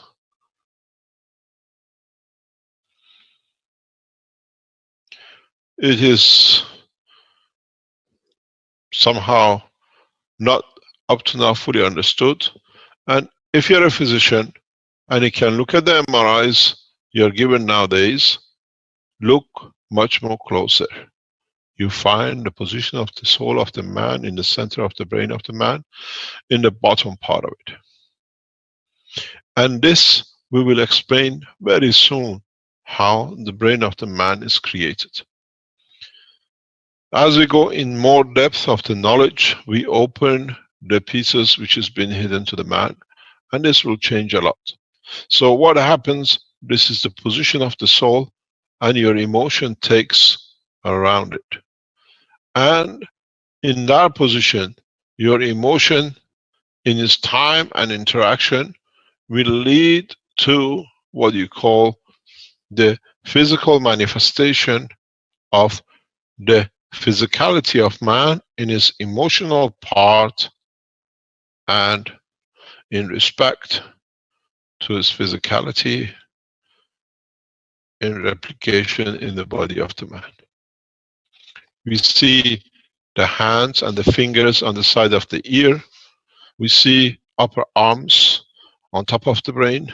We see everything to do with the shoulder and everything else which grows inside. This has been one of the mysteries of the creation, where man thought his soul is outside his body. But in fact, the soul of the man, the operation, the essence of the creation of the man is within the center of the brain of the man. And in that position allows the field to be affected by the emotion, that emotion reflects in the physicality of the man. And now we understand how we lead ourselves into our cancers. You got to understand that every cell of the body of the man carries emotional part as much as it does the physical part. So this has been part of what we see and how we change the condition, because all we do as present people is we change the filtering thickness. If you change the strength of the filter, you increase its strength. At the lower strength, there is no cancer to be created. And that's how you disarm the body from its own tools of destruction of itself. In so many places, in so many ways, once man understands this, a lot of things comes to order. In the present part of the understanding, you call it different chakras. Now you understand how what you call the energy points are controlled by the body of the man itself. And then you understand what you imagine to be a chakra above your head, an energy point, where you call the position of the soul, is within the center of the body of the man. And this is what is important to all of us. For the first time, we can position our soul. If you translate or redefine soul as the center of the energy of the creation of the entity of the physicality of the man, then you understand it's easier to define creation. It's easier to interact with the creation. There is not a mystery that is there, something that leads to our creation. The sun is in the center of the solar system. We don't see the sun outside, that it creates the earth and the other planet. How can it be any different with the body of the man? But in this structure, the soul of the man sits within the structure of his own sun. And if we look at the whole structure of the brain of the man or any animal, we see it. We want it to be mysterious, but in fact is the essence of. As it radiates out, it leads to our creation. If you put it together in a different way, there is no difference between the sun and the body of the man. The sun sits in the center and radiates out equally, so does the soul of the man. And in due to massive amount of material which we have fitted around it, we have created a much faster reduction in the fields of it. And this is what you have. And in that rapid reduction, you lead to better, faster physicality. If you look at the sun, as it goes out, the higher, the further, and wherever it goes, the plasma of the sun leads to creation of physical part. The earth, Saturn, Venus, and in the energy transfer from the center with the shell of its fields, we create, we call it the solar system. So is the body of the man.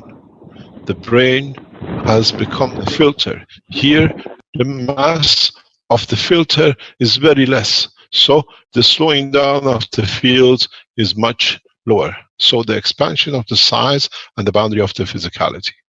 In the brain of the man, the physicality is different, where actually the filtering is much stronger, much compacted fields, so you see the physical structure.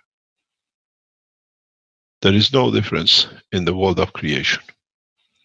And this is what now we can interact. Now we feed the emotion, and by feeding the emotion, we change the filter strength from what was to be sadness to joy. Now we understand that every emotion has a field strength.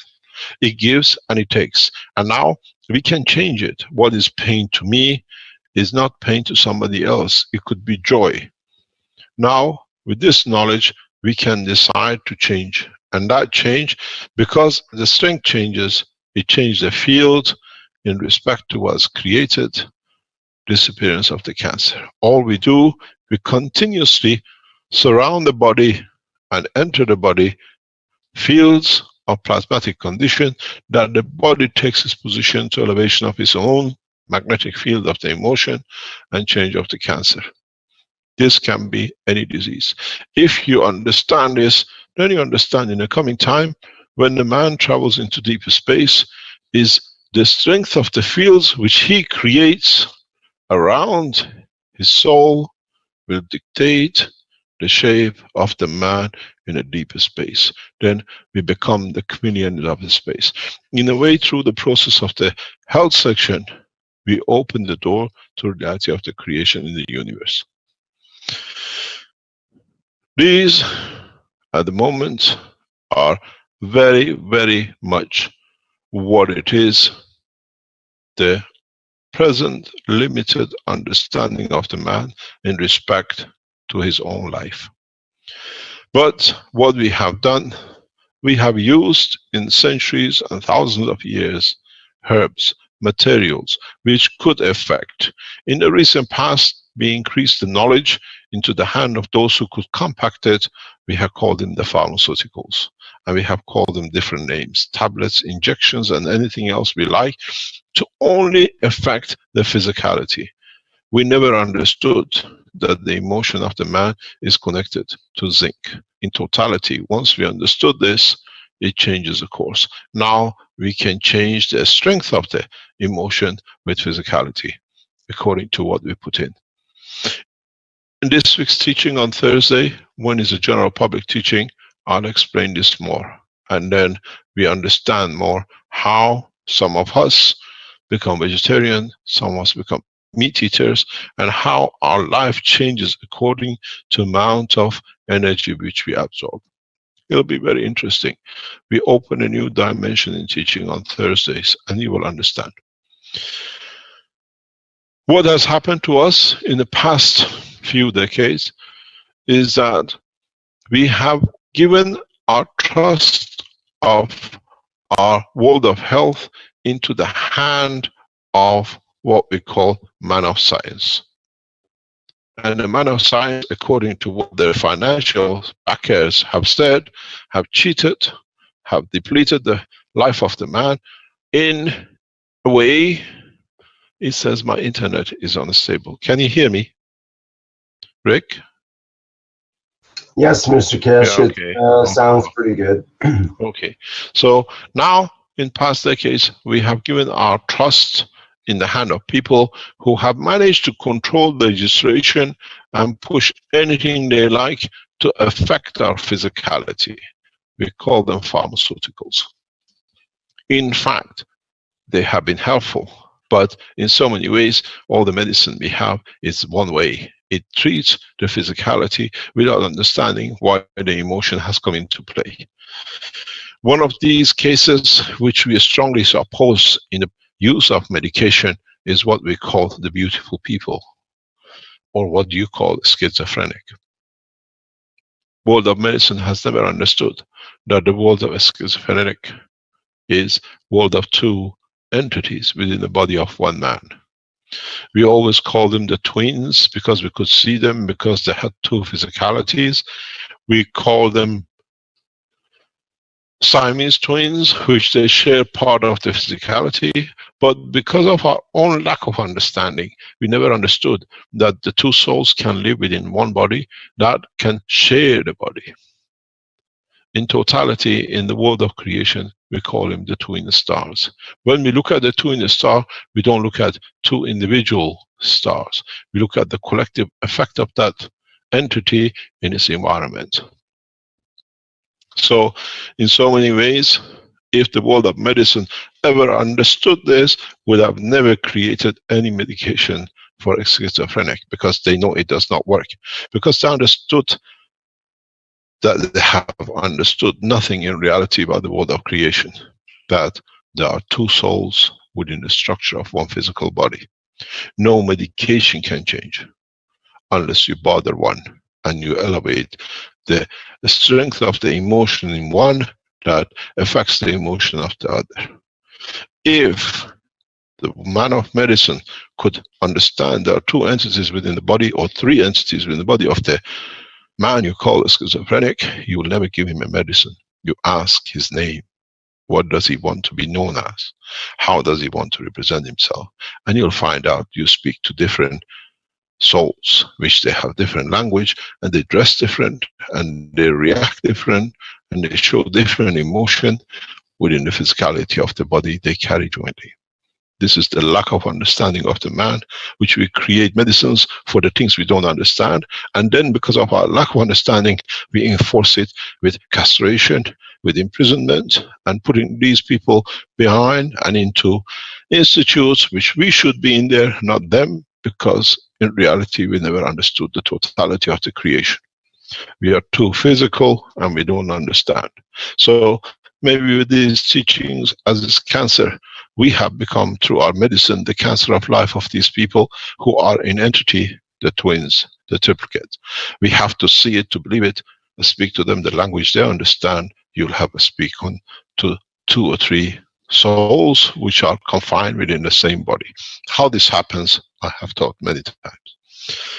But at the same time, as the pharmaceuticals have created their own way of control that nobody else can afford to do it, they have brought in clinical trials that we kill more to prove more how ignorant of the knowledge of creation we are. At the present clinical trials, when you want to introduce something new, you create different animals. You give birth or allow animals to be created, born, and then you infect them with the diseases which is bothering you, and you're too chicken to do it yourself. You give it to the mouse, to the rat, and then you'll see what it does to them. And then you say, because 99% of the body of the whatever animal is close to the man, so we can barely or maybe use it for ourselves. But on the other hand, the man never understood that the creation of the amino acids from the atmospheric part of the body of the planet has led to creation of the man, and that is why all the animals have so much closeness, because man up to now never understood, as we've explained in many teachings, that is made out of 3 parts of this beautiful planet we call Earth. It has its gaseous part, it has its liquid part, and it has its solid part. And the amino acid of the body of the man comes from the gaseous part. And that is why most of the animals on this planet are so close to each other, because modern science never understood that us, totality of the life on this planet, depends on this. Because water is made of the gaseous part, which is the carbon, oxygen, nitrogen, and hydrogen are the common elements. Then how they configure and interact with the metal part or the liquid part environment, what we call the solid surface of this planet, leads us to different kind of creation. On Thursday, I'll explain very clearly about even how all the animals created under condition of certain strength have the same features. Why the man, the cat, the lion has 2 sections of brain, and how he comes to have 2 legs, 2 arms, and everything else, or you become a bird, the feathers, the wings, and the legs.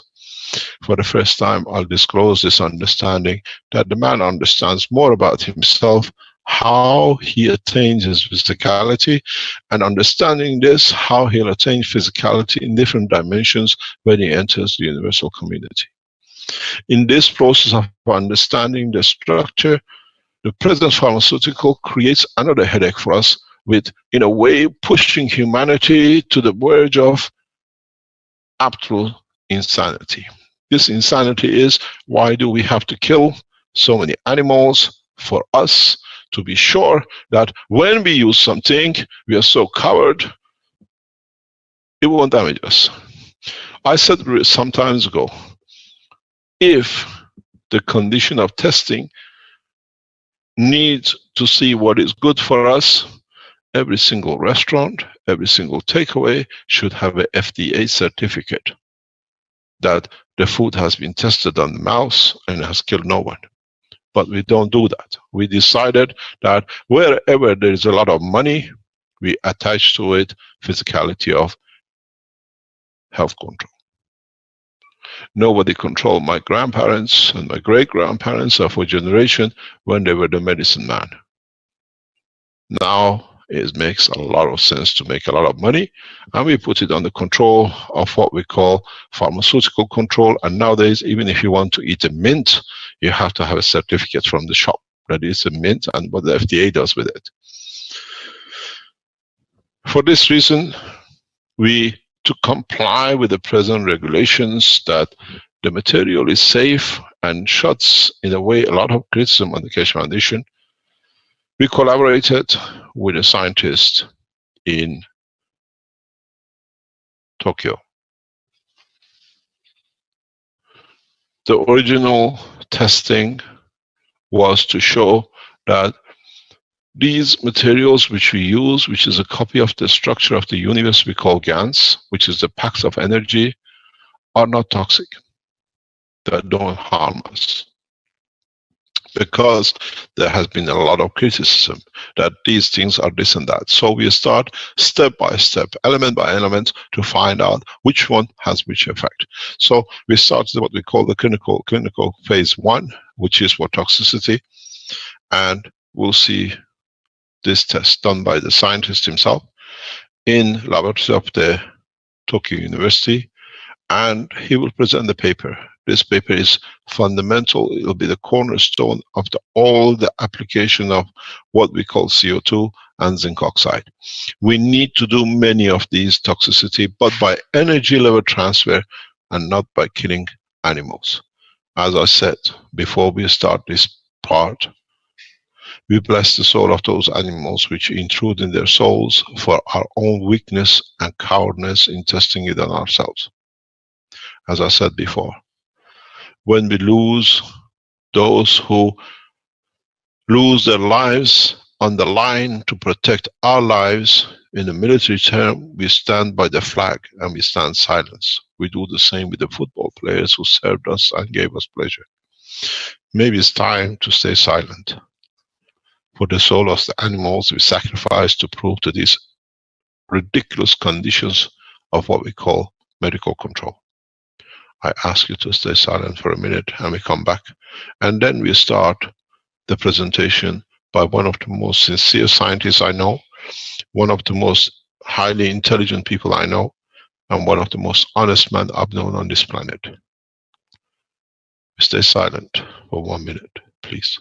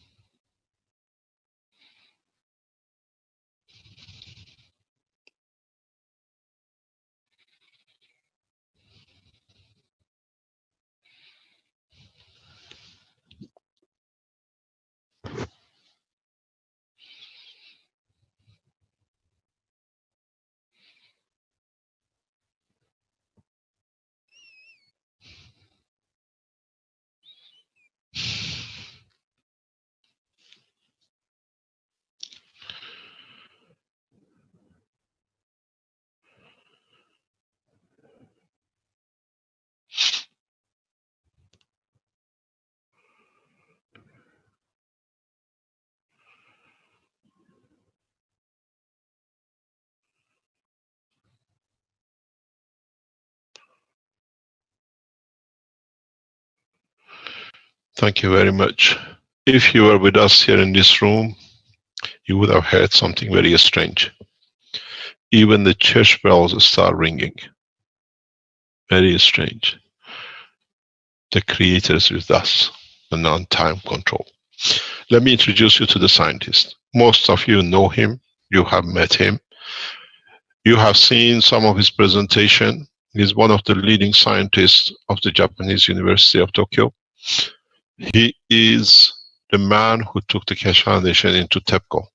He's the man who collectively worked with the Keshe Foundation in eradicating the conditions and the problem we saw with TEPCO. And what all he got was to be sacked from his job because he released the name of TEPCO to Keshe Foundation, but it needed no man of intelligence to understand why they are carrying so much tests. It wasn't for Mr. Mickey Mouse in Tokyo, it was for TEPCO because they had problem in nuclear reactors.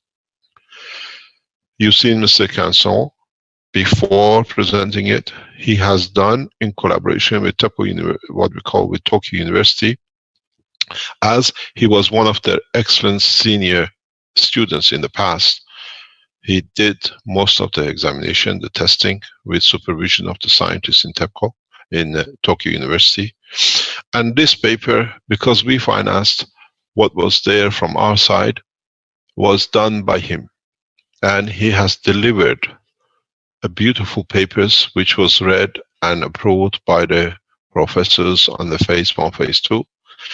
And what we have seen is been such a rapid, perfect results that we decided to publish the third paper as it is, because what we saw as a result confirms the correctness of the technology in eradicating cancer in one go. Usually we spend months to see the result. With this technology and use of the GANs materials in the data which will be presented to you scientifically, shows does not need months, does not need uncertainty. The results indicates and shows that in the case of intestine cancer, which can apply the same to stomach and large intestine, we have seen 100% reduction in all cancers with the animals tested, and 5 of the 10 animals were sacrificed, and the data showed no toxicity. I do not see any reason for the other 5 to be sacrificed. This is enough. In that case, and because of the situation we have now in Tokyo University, we have written the final paper done by the scientists who's done it. What I ask Mr. Snow to do for us is to present every paper today step by step. Trial phase 1, full information delivery. Those of you who have come from governments, we respect you. And those of you who come from pharmaceuticals, you will learn something new. Those third world nations who could not afford and cannot afford 150,000, 200,000 chemotherapy, your nation can achieve the same result with less than $1. But with most probably high guarantee that the cancer will not come back, because with this technology you have sorted the root of it, which is emotion in most of cases. I'm going to go quiet. I invite our sincere partner in development to take over. You all know him. He has given us a couple of lectures before, and he will tell us step by step. I have asked him to explain the production system, how he produced the material, that you as governments and as citizens can produce it yourself, and you have to understand there is a disclaimer. This is what we have seen. This is data scientifically approved, has been collected. I feel sorry for pharmaceuticals with all the chemotherapy from today, but I'm very rejoiceful because I know they didn't work. They give you time lap of life sentence between 5 to 10 years, or maybe a little less, maybe a little more. This is our finding. This is what we see is the responsibility of every individual to decide themselves. We teach you the method how to make the material because we are strong and we know this brings us benefit in elevating the soul of humanity. In this process, everything will be explained in detail. We allow governmental, we know they are sitting from different nations in the background. We allow scientific organizations to ask and put questions directly to us. This is your right. But what we don't allow is for you to foreclose on this technology, because the technology belongs to humanity and is a gift from Keshe Foundation to world population. This time, we don't make a mistake of the past. This time, we work directly in sharing the knowledge through the hand of the scientist. We're going to carry on with trials which you or pharmaceuticals wants to do, and our resources at Keshe Foundation and our scientists are and will deliver this directly to all of you. Which means if you are a member of the pharmaceutical and you want to be as part of the work, it is your job to join us on the Keshe Foundation website, which we have developed, and is called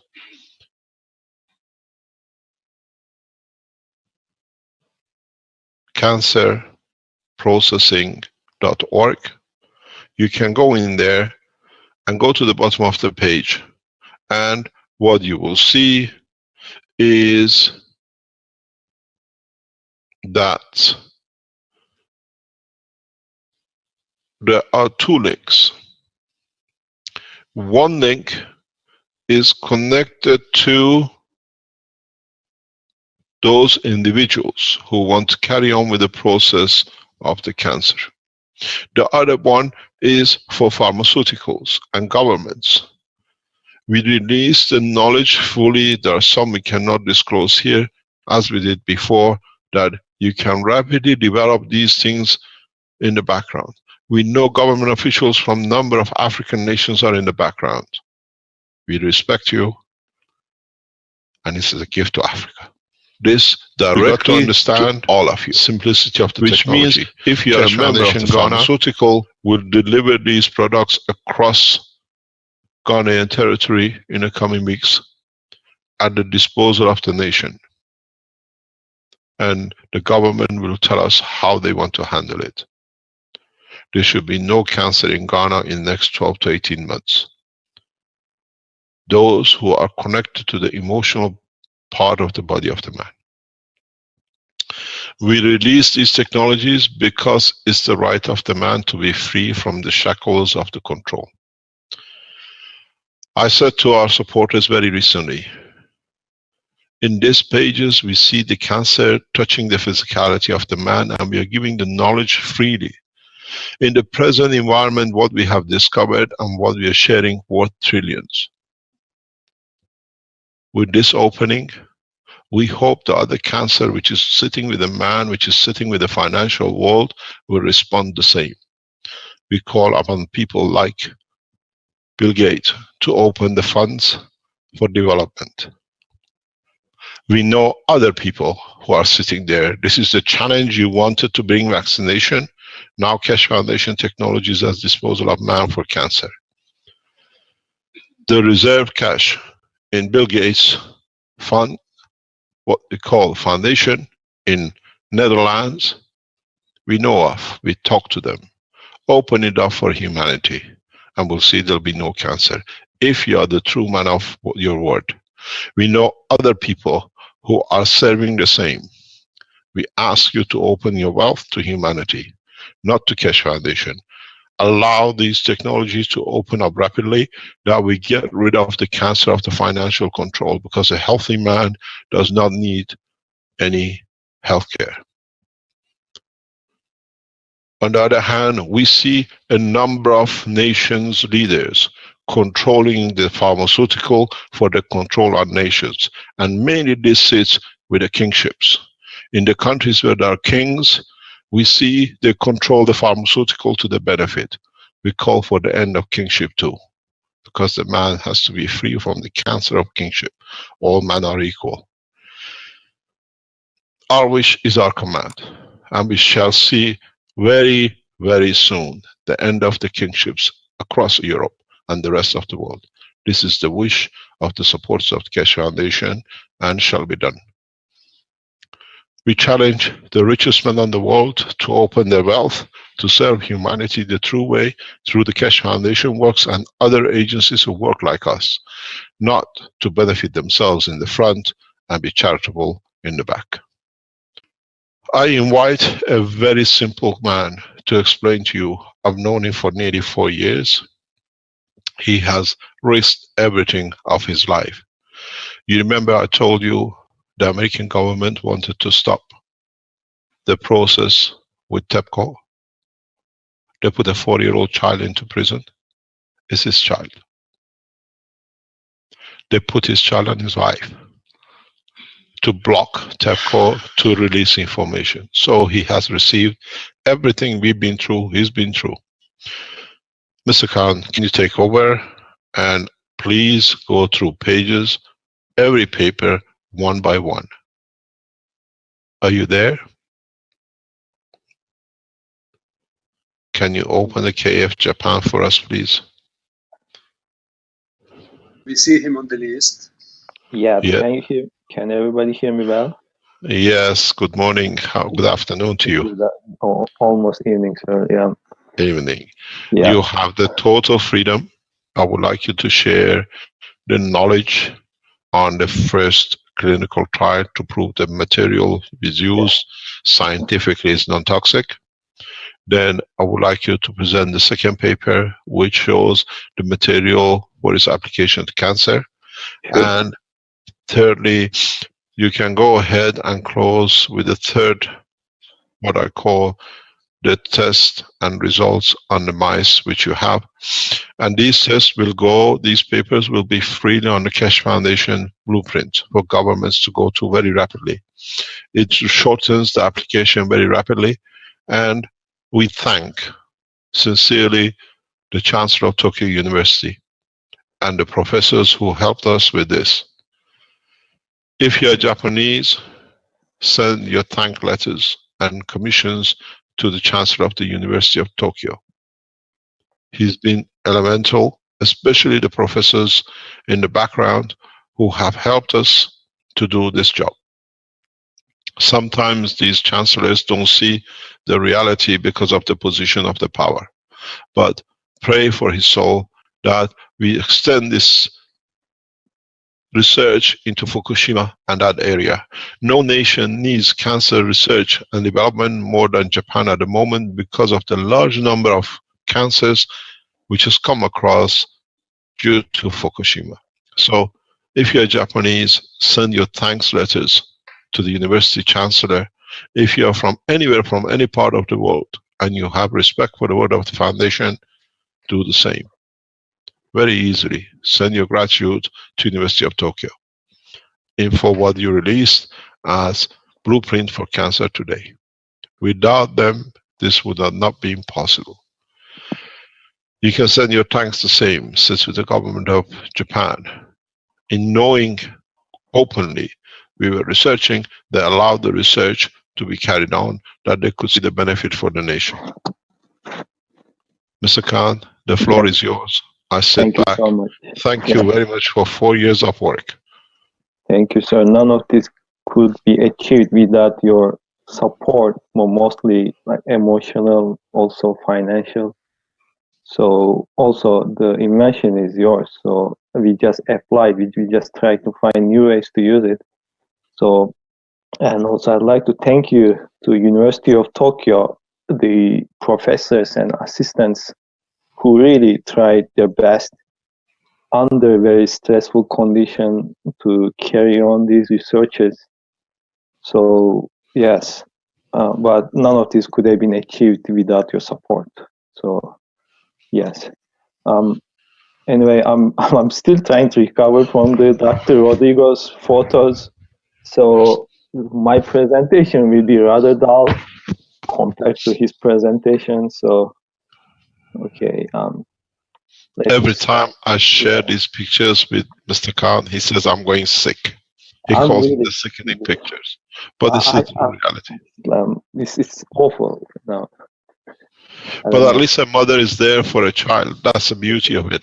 Yes. Anyway, okay. I'll leave it to you. You can start your presentation, please. Sure. Thank you so much, sir. Can you see the? Yes. Yeah. Okay. We see the medical and biological use of CO2 and copper cans. Okay. Anyway, this go ahead. This is the starting, so I don't need to tell much about it, and I'm skipping this page. So yeah.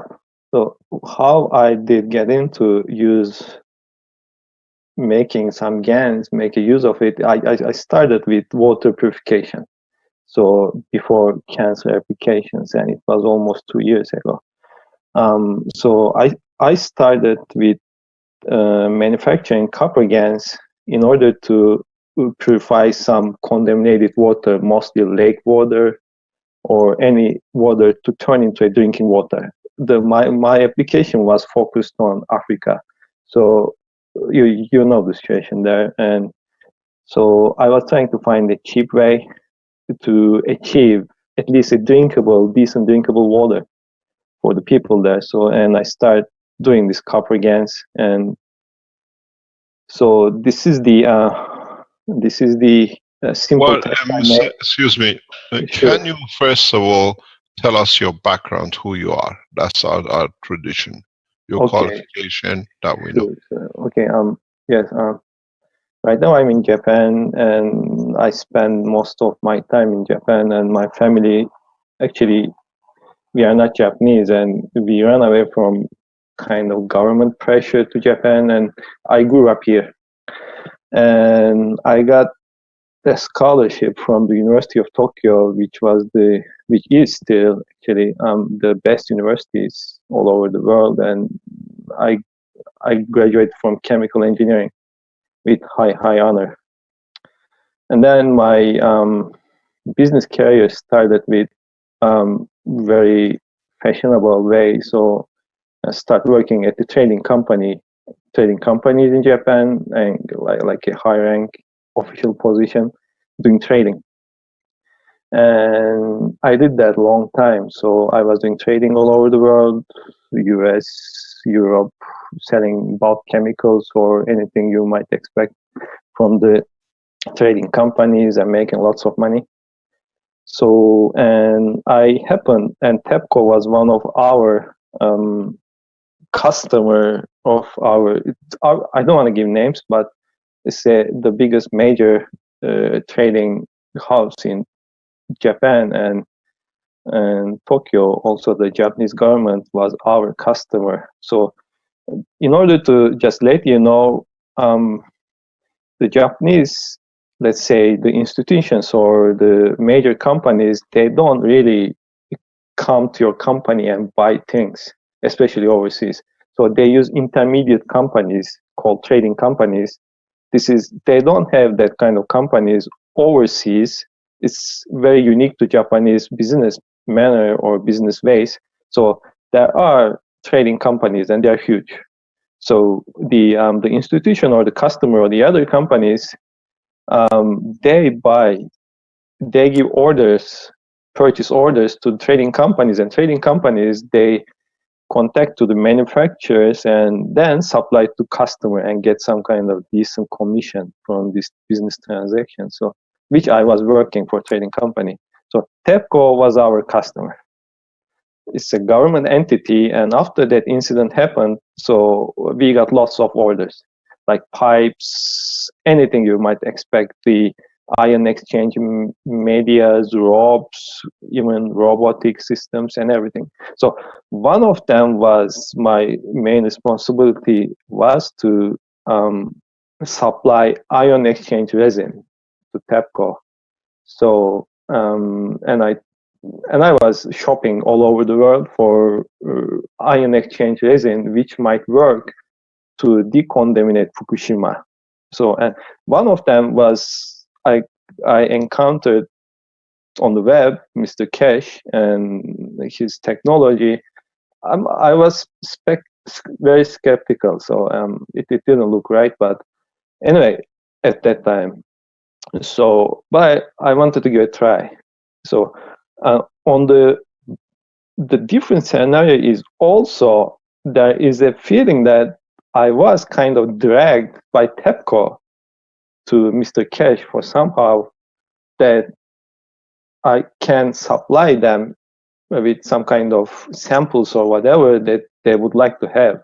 So this is the part I still cannot understand. So it's still a dilemma for me. So did I find myself directly, or I was directed by TEPCO in order to go Mr. Keshe and get some samples?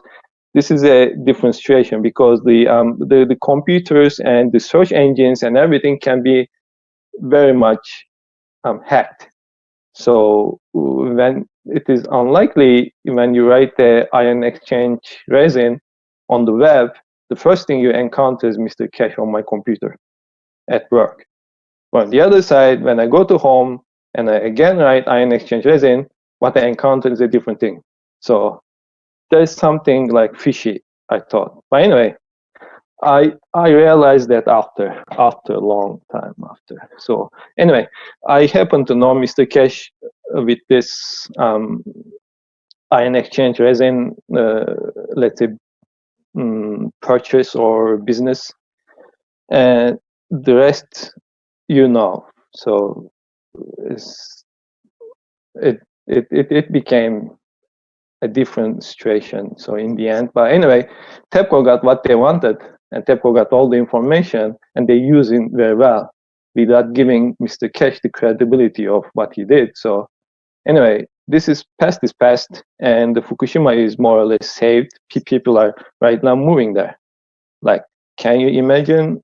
Like, everybody knows Chernobyl in Russia. This TEPCO was worse than Chernobyl. And in 4 to 5 years, right now, the people who used to live around that nuclear plant are moving back there. So what kind of technology can achieve this normally on Earth? So, none of the companies or any, look at all the literature and publications, there's no such technology existing in that massive scale of decontamination of soil, water, whatever you guess. So I believe, and I still believe, the TEPCO is using very much Mr. Keshe's technology. Still they are using, maybe even they took it further.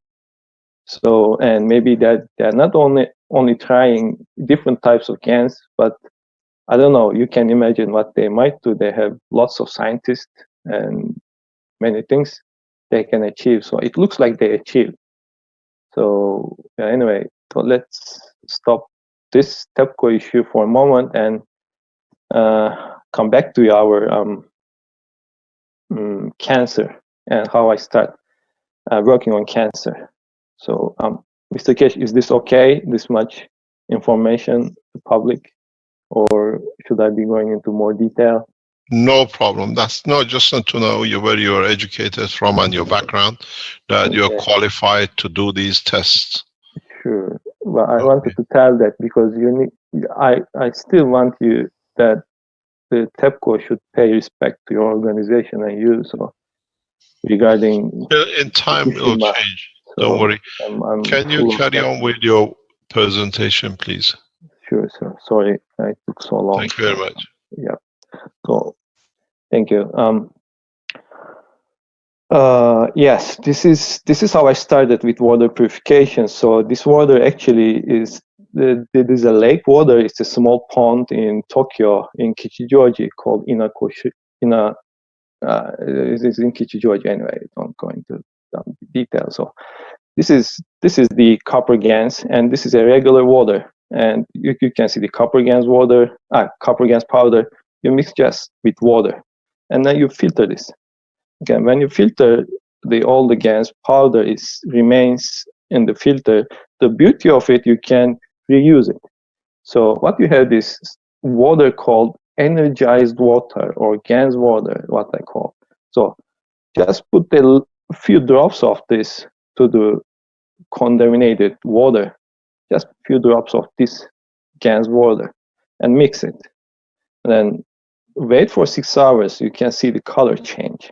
And wait for another 6 hours, you see this color change. And when you wait for 24 hours a day, you see this. This is a drinkable water. And you start with this, and you use this. So this is what is breakthrough is. This powder can be used many times, and this is the cheapest way to decontaminate the water. So, and then I was very amazed with results. So, and these are the results actually. And after at the lab, we did the BOD testings, and this is what we get. So scientifically, it was proven. So, yeah, this is the Inokashira pond in Tokyo. This is the water, and this became a drinkable water, literally.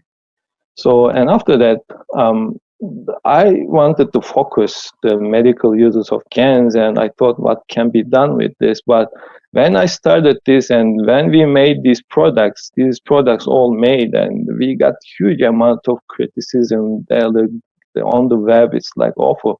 This is like the GANs is poisonous, and you die if you eat this and drink this and everything.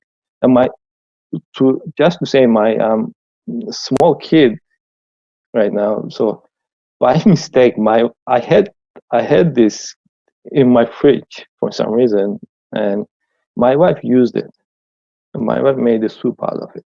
So, and they consumed it without my knowledge. So, everything is fine. So, anyway, we had to prove this, the criticism with the orthodox methods, which we had to sacrifice many animals in order to do that, which actually not comfortable.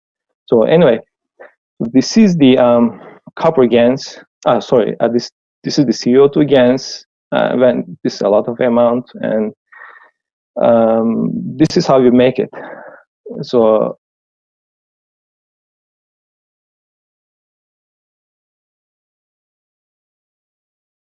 powder and how you can make it. So it says my internet connection is unstable. This is unlikely in Japan, but hopefully I'm not hacked. So anyway, just carry on. There's no problem. This is, you go on the Keshe Foundation website, you see we have a method. We show how to make a CO2. This is a method done and followed by in Tokyo. We are all familiar with this process, but this is how he does it, and the results you get from the technology is using production of CO2 this way. Okay, we just here modified to get a higher yield. So this is more or less the same. Everybody can follow their own way. So this is basically more or less the same, but we just heat it up, the solution up to 60 degrees. And we use this caustic soda, which everybody actually uses it, and plastic container is typical. So, we more or less in a day, we have plenty of GANs with this method. So, and the thing is, in order to use it as a pharmaceutical grade, from the number 7, you have to do few extra steps. So what we did, when you make the GANs, everybody knows how to make the GANs, and you collect the GANs with the water itself. The GANs is floating on the bottom of the plastic container, but you just mix it and then get that water and centrifuge it. And the centrifuge is 10,000 RPM for 10 minutes. That's the typical. And then, but in the end, you replace the water with something called molecule, which is used in the pharmaceutical instead of water. And then when you centrifuge it, the meaning of centrifuge is like you centrifuge the blood, as an example, or you centrifuge anything to separate what is inside. So when you centrifuge the GANs, the GANs with water, the media you got from the plastic container will be separated nicely. Like you don't see anything on the upper side, but everything, the GANs, the powder is precipitated down. So what you do is you get all the water out, which contains salt and everything, all sorts of stuff. Instead, it's kind of a washing, but like a high-speed washing. And then you add molecule instead of that water, and you fill it up again, 50 milliliter, and then you sonicate, like that. There is something called sonification, ultrasound sonification. So they actually use it mostly to make salad dressing, to mix water and oil without any surfactant or something. This is a sonification. It's a probe. They call it probe. What you use it for sonification. It's a cheap equipment. So, and those are these are the parameters that you can apply. So, and then what you do is you repeat 4 times to make it more clean. You kind of wash it. This is, you wash it, number 7, you wash it. And then number 8, you get the dirty water out, or dirty molecule out, add a new water. And then you mix it, you sonicate it. Okay. And then the media, you again centrifuge it and all. You repeat that 4 times. Or you can repeat it anytime as much as you like, but 4 times is enough, I guess. So in the end, you will have the very pure GANS powder. And then what we did, we dried this GANS powder in the 80 centigrade degrees, which we use centigrade in Japanese, not Fahrenheit. So in the atmosphere, I mean the room temperature in the oven, in the regular oven. And then, but when you dry it, you kind of get like clumps. And in order to like get rid of that, you can use some kind of grinding machine or whatever you like. But the point is, I think according to Mr. Keshe, you should be using plastic, not metals, when you grind it. So, and you can use a plastic grinder for your application. And then again, we used a special dryer. It's a vacuum oven. You get all the air out and you put nitrogen inside, and we dried it further. This is actually how the pharmaceuticals are made. So we just 8, 10, 11, and 12, we just followed the pharmaceutical way to do it. But I don't know if you really need to do it, but we just wanted to be very specific. So this is how we did, and these are the parameters, so everybody can replicate this scientifically and use it. So it's not like a minus or plus or gray or white. It's not gray. It's like this or not like this. So if you follow this recipe, you get what we achieved. So this is what I'm trying to indicate here. And also, this was for the powder itself. This is the GANS powder. So also, GANS powder, when you make the powder, the particle size ranges a lot. So in order to do that, for most applications, especially for injections, or when you even get it orally from the intestine, in order to get it absorbed well, it has to be nano-sized. So further, we had to make a nanoparticle GANS, which is CO2, also zinc. But here I just, for the comfort of it, I just prepared CO2. You can use the exactly same way in order to make the zinc nanoparticles, GANS zinc nanoparticles. So from 1 to 9 is exactly the same as you do the powder, but you don't dry the powder. When you finish washing the powder, what you do is you just filter it with a 8 and 10 micron filter paper, which you can find at the lab very easily, to get the bigger particle size, more than 10 or 8 micron. You discard them. And then there is something called an equipment. It's called ultrafiltration membrane. It's called osmotic equipment.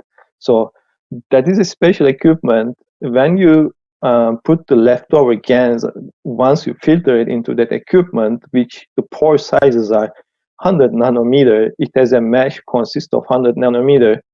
It gives you the what is that equipment gives you the product, the powder, but in the liquid, in the water, every particle size less than 100 nano.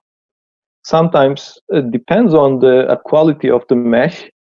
Sometimes it is sharp, less than 100 nano, or sometimes plus minus, like even sometimes 200 nano you can get, depending on the quality of the mesh used. Although it says 100 nano, sometimes it's not 100 nano, and we get like 160 nano or 180 nano sometimes. So this is used for mostly creating nanoparticles, which we mostly use in our application. So these are the parameters. So when I'm telling you about the CO2 GANS, which we use, this is CO2 GANS nanoparticles, which we use mostly, which is nano size, easy to be absorbed or injected. So after the let's say can I come back in? Sure, sir. Okay, carry on. You're coming to it. That's okay. Carry on. Carry on. So sure. Okay, after the water purification, we wanted to make a very, very basic experiment in the lab in order to see if GANs works for as a damage to human DNA, which this is called COMET assay, which is a very basic test, can be done at the laboratories, and everybody who has a little bit of knowledge knows about this in the scientific world, in the biology. So what we did is, these lights are the mitochondrial DNA. Mitochondria has a DNA too, like a cell of the DNA, and the COMET assay, the DNA of the mitochondria is being used. So those lights you see here, like a comet, these are the DNAs of mitochondria in the cell, which looks intact at the moment, because there's no hydrogen peroxide. H2O2 means hydrogen peroxide. Hydrogen peroxide is a chemical which disturbs DNA very badly. It corrupts, it kills DNA. So when you normally add hydrogen peroxide to this is what you get, is all disrupted DNA. DNA is wasted. So this is what it is. When you regularly mix with the healthy DNA, when you add hydrogen peroxide in it, this is what you get. So this is all disturbed and wasted DNA, no use. It's almost dead. So on the other side, what we did is we add first GANs water. So which the GANs water means, I'm gonna backward a little bit. Okay, this is the GANs water, what I'm calling about. This is the GANs water. Once you filter, you put, here is a copper GANs, what I use CO2 GANs, you mix with water, the powder, and then you filter it, and you get a clear water, which I call it GANs water. So this is what we used here. So we first mix the DNAs with the GANs water, and after we add hydrogen peroxide. And miraculously, hydrogen peroxide has no adverse effect on the DNA. Its DNA is intact. This is very interesting. And then once this was the beginning of everything actually. So at the University of Tokyo, when they saw that this very simple test, they said this is unlikely happen. It can unlikely happen. This, you just add a regular water and nothing. So and this is DNA is intact. It's very unlikely, and we want to work on it. So this is how it started. Okay, so I'm going to the next slide, and then so we were trying to find some ways to do it. Like we should use it for something very, very difficult to cure. So at that time we didn't have any project yet. So what I did, I just actually got one poor mouse, a poor mouse from a colleague there, and we induced tumor on this mouse. So and then this is the tumor, and this is 100 Japanese yen for the comparison. It's a big tumor. So this is the GANs water, which we were actually manufacturing here in this way, and we had a lot. So we want to try it. And after injections, we got this mouse totally intact and recovered, but this test was uncontrolled. There's no control group in this. This is not scientifically okay.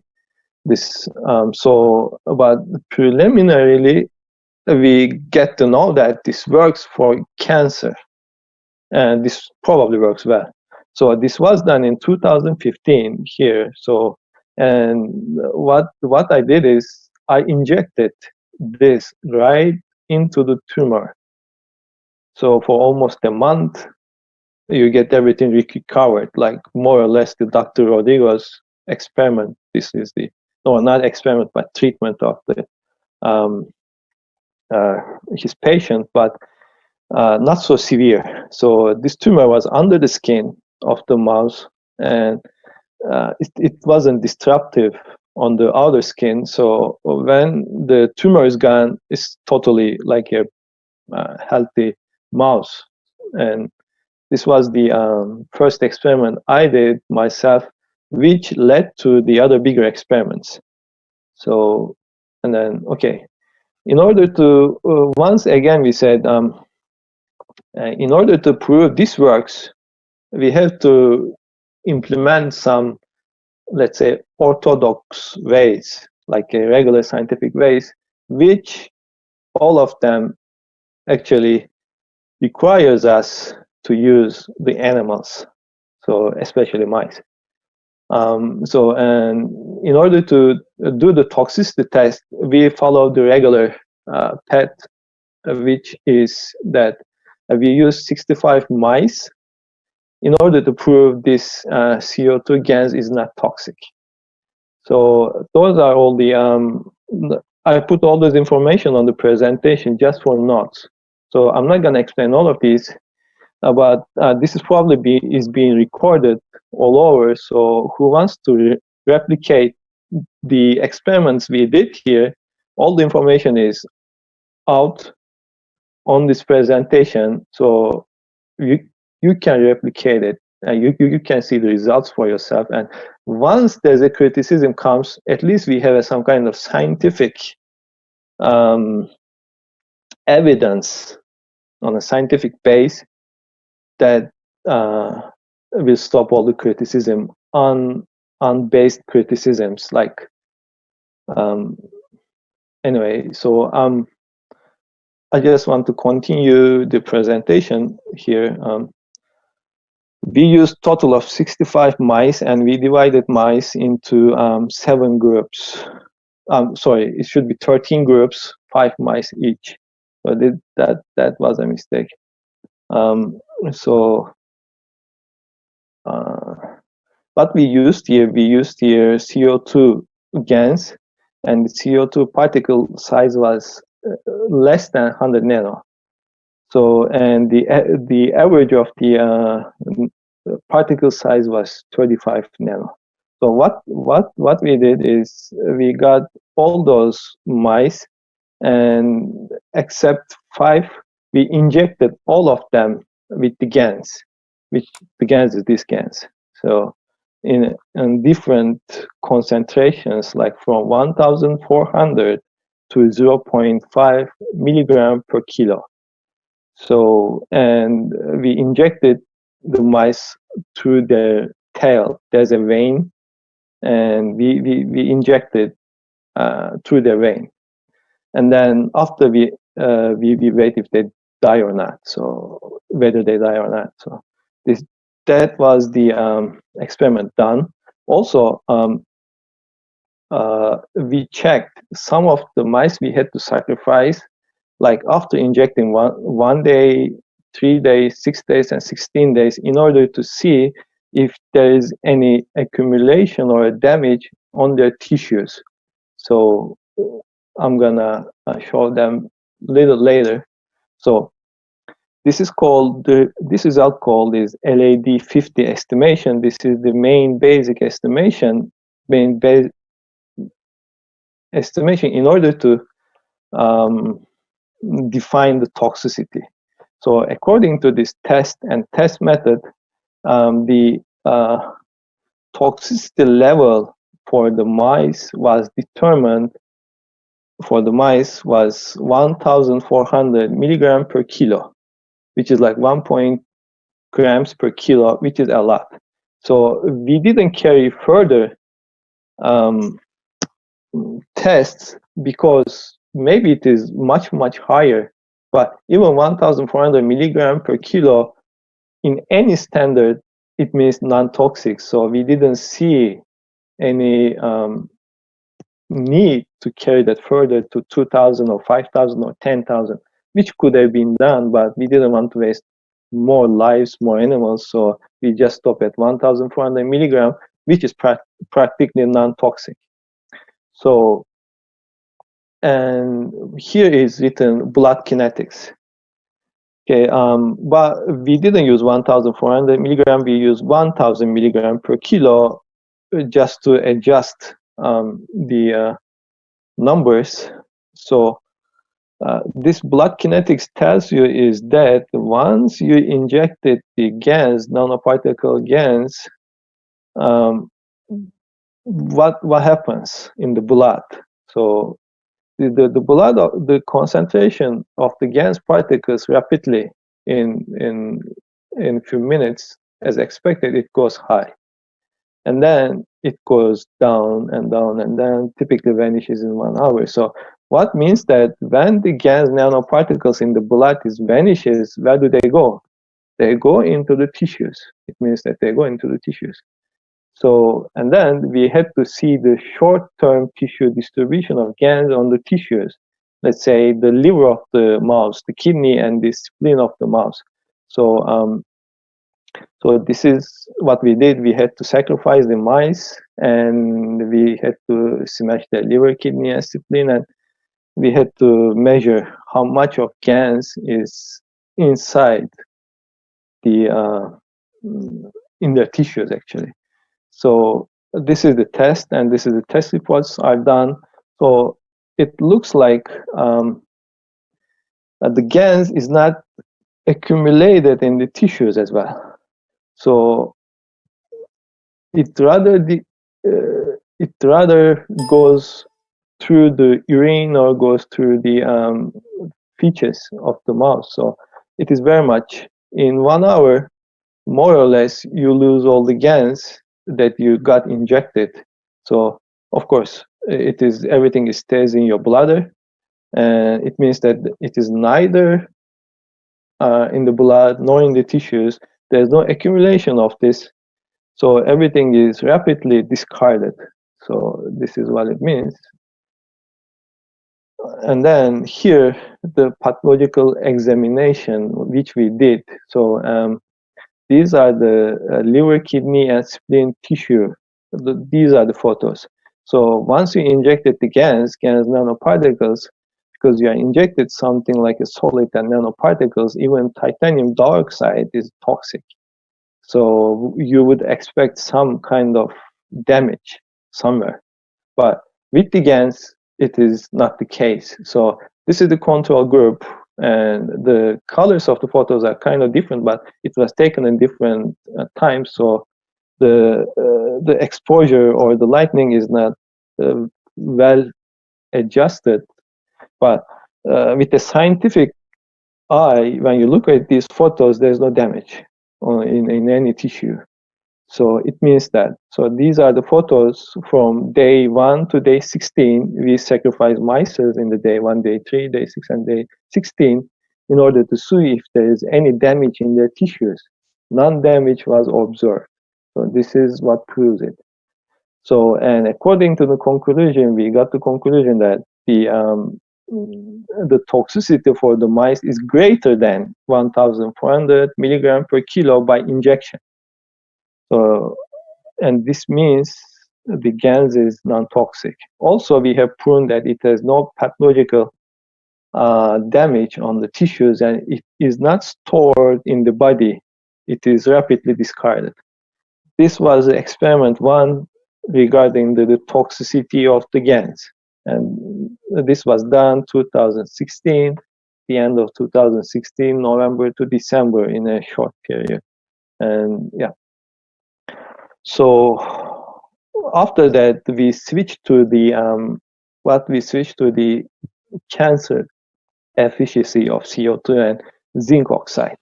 Can I just stop you for a second? Sure, this is clinical. Sorry, the line is cut. I can't hear you. Can you hear me? Yes, I can hear you now. I said what you presented up to now was clinical phase 1. Yes, clinical phase 1. Yeah, kind of. Yeah. This is actually this is the toxicity report in order to get this clinical phase 1 kind of. So yes. So we this what you're presenting now is the cancer cell trial. Yes. Once we determined this is non-toxic, because we had to determine the non-toxicity for the cancer experiment, because the cancer experiments are mostly done with the on the cell using chemotherapy, and chemotherapy are toxic chemicals. So in order to, we had to follow the rules which the regular chemotherapeutic chemicals are being evaluated. So can I ask you a question, which is very stupid question? Sure, sir. If pharmaceutical companies receive certification with toxicity levels high, how do they get the certification? Yeah, it's not. They have to adjust the amount. They have to dilute it. So. Okay, so the amount is diluted to reduce the toxicity. Yes, but it has to kill the cancer cell. If it kills the cancer cell in a bearable toxicity, then it's okay for the pharmaceuticals in order to get that approved. So, of course, you don't use mercury or arsenic or whatever because it's very toxic and it kills everything rapidly. So there's no way to get approved for these kind of chemicals. I'm just telling these because everybody knows mercury and the arsenic is very toxic. So so with we make a conclusion on paper one, the first trial. So you've proven, if you can go back to it, please. Sure. Can you go back? We have proven that the CO2 is non-toxic. Yes. Are there any questions from the panel? Is there any questions you want to ask from the governmental or the scientific people in the background? So I rather pass this information rather fast. So if anyone let me see if there are any questions. Any question, then I can answer them later sometime too. If you will stay on the conclusion, it'll be perfect. Do you see any questions in the background? Let me see. No, you won't see it. The webmasters will tell us. Question and answer. There are some questions. There's a question. What is milliQ? Yeah, milliQ. milliQ is, if you type it on Google, you will see that milliQ is some kind of, let's say, water substitute in order to be used in the experiments instead of water. When you use when you do cellular work, the experiment on cellular base, you have to use water called milliQ for centrifuge. So you don't use purified water, you use milliQ, kind of. It's a kind of a brand name. So you can use regular water as well, but just to be scientific, we just use milliQ. But can I add to this? Sure. According to scientific at the FDA, what they tell us, that water can be replaced by CO2 plasma water. It's much more effective. This was when we had a meeting with them, is that they prefer to use CO2 gas water for anything else because it's that effective. Yes, it is effective, but it's so pure. Yes. So, as you know, we have a lot of criticism on this CO2, and it is toxic. So, yes, it's a scaremongering is a way of controlling. Yes, we've seen a lot of it. We've seen it where it comes from, and now this is the paper done in Tokyo University. The data is there to be analyzed exactly. If you follow the same procedure, you should get the same result. Yes. And this shows to us that CO2 is non-toxic. They have not been seen by the measures and amounts which has been discussed here in the organ of the animal. So this has been a crucial point for us to do the second part of the clinical trials. Yeah. Are there any other questions? There's a technical question about for grinding. Would stone grinders or bowls be usable instead of plastic? And another question about filtering. Could cleansui filters be used? Cleansui are microfiber water filters used in households and in tech hospitals as well. Yes. Okay. If you go down to 100 nano or 200 nano, anything you can use it. So we had that equipment, reverse osmosis equipment at the lab, and it works with this kind of mesh. So we prefer to use it. So, but anything you can get under the nano, you are free to use it, I guess. Okay, and what about the grinding or with a stone grinder or stone bowl? Grinder, yes. This is the usually what we do in the lab and what we do at the pharmaceuticals. We have a grinder, but this grinder is metal. So we normally use it to grinding the whatever the chemicals we have. Even we grind pills, and so. So people could perhaps use a what they call a mortar and pestle, which has been used traditionally for centuries. Why I added that, because Mr. Keshe, he advised me not to use any metal while I'm grinding. So we had some actually made of glass. We had a glass mortar, and I used that. So, well, I think you can use anything you like pretty much, except metal. But I think Mr. Keshe knows better the interactions between the GANs powder and the other metals, or he recommends plastic. So I think he should better answer this question, which is the best to grind it. Okay.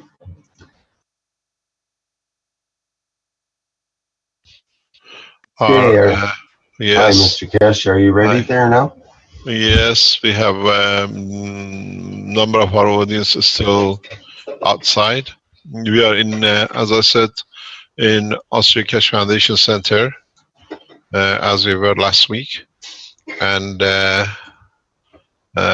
we have a number of audiences here with us, scientists, Keshe Foundation followers, and some doctors, so who are here to see.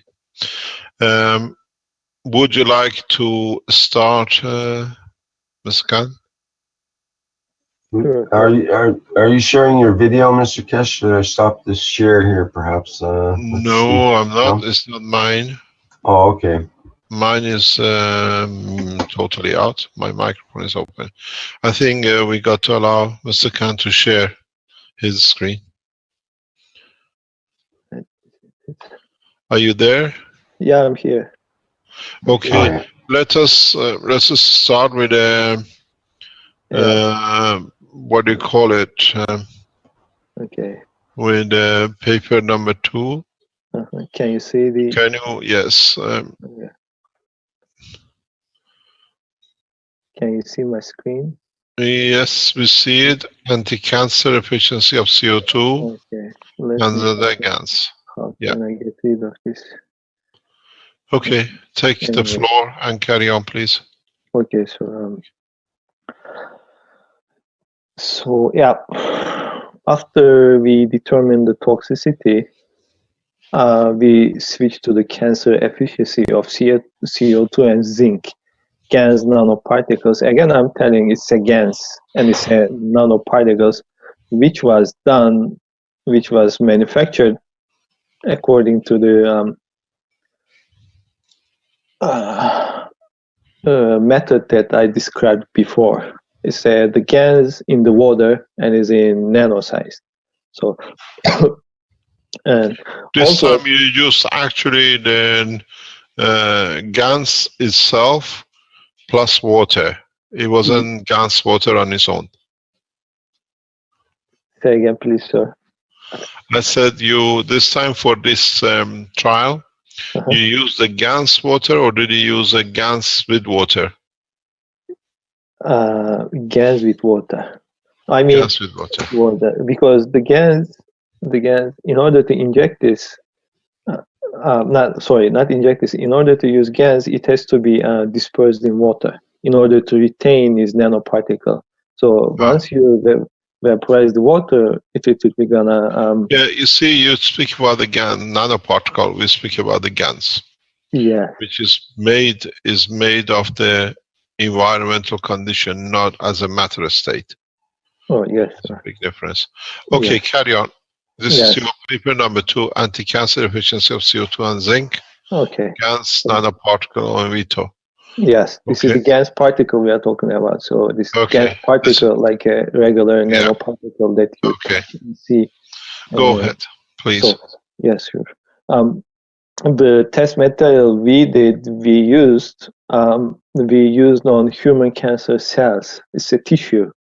So, and we evaluated 3 types of cancer. The names are written here, as you can read. I'm not gonna go into detail. So, and everything, the equipment and all the reagents that we have used is being written here in detail, also where they were bought. So again, I'm telling this so everybody can replicate what we did and get the same results scientifically. So this is what all information was put. I'm not gonna go through all of these one by one. If anybody wants to replicate, they can just use this information. So also the test method was GANs nanoparticles, which is CO2 and zinc. Also, what we did, we used these GANs particles, CO2 and zinc, into different media. Media means you dilute it in water, regular purified water, or you dilute it in something, what I call is amino, what Dr. Rodrigo is calling CH3 GANs. So it's the same thing actually. So we tried 4 different material or 4 different situations, which is CO2 and zinc nanoparticles either in water or either in amino containing water, which I call it amino, which is CH3 containing water. So this is totally different. In general, when you add amino, it really energizes all the cells, including the cancer cells. So when you have a very strong cancer cell, even the GANs is not working for some reason. So this is how we evaluated the situation. So before we started the experiment, we weren't aware of it. So Mr. Keshe, he advised us to use amino water instead of water, and we were expecting to get a higher efficiency of the cancer treatment. But rather than that, it was the opposite. When you add amino in it, the cancer cell also get energized, and they are not dying anytime soon. So this was a unexpected, actually for me, a result that I got. So I'd like to tell that from the beginning. So to indicate that why we use this amino water, we didn't start it. We used it hoping that it will gonna give a better yield for the cancer treatment, but it was the opposite actually. So, but in that case, probably you can use this amino water for something else, like maybe to energize your immune system, or maybe for other different kind of illnesses, against the other kind of illnesses. We don't know that yet. So, but basically we started, we tried it with cancer here, which it didn't work in that sense. So, what do you mean by it didn't work? I mean, it energized the cancer cells too. Cancer cells became. You mean the amino, or if you use the GANs, the water of CH3? The water of CH3. The water of CH3 from the systems you built yourself? Yes, sir. But amino becomes ineffective? No, amino does not become effective. The cancer cells are getting too powerful. absorbing that Okay. amino. So you cannot use CH3 for the cancer cells. Cells. I think all the cells are getting energized. Isn't that what you pretty much always said, Mr. Keshe, is not to use the CH3? It'll tend to increase the cancer. We use the CH3 for feeding. Right. We use the CH3 as process of extending the energy. Yes. That confirms it. In the case of the cancer cell, it would tend to feed off of that energy, sort of like it would with sugar or whatever, right? Yeah. Yep. Now, in certain cases, would not that cancer maybe overfeed itself and just have a short life because it blows up, or not? No. So in the tests in the lab, did it just keep proliferating, or did it grow fast and die? No, it didn't grow fast and die. Okay. It was intact. It was very much protected against nanoparticles. I don't know the mechanism, how it works. So what I guess it was, what I believe, the against nanoparticles. These nanoparticles are destabilizing the lysosomes of the cells, and the lysosomes are the toxic. Let's say in every cell there is a organelle. There is something like nucleus or mitochondria or something called lysosomes. Lysosomes contain inside the toxic waste, like a rubbish or trash can, in this cell. The cell does not discard any toxic material outside mostly. They tend to keep it inside in the lysosomes. It's like the rubbish bag. So these GANs, I believe, I don't know the real mechanism, but I believe it is destabilizing the membrane of the lysosome, and the lysosome bursts out.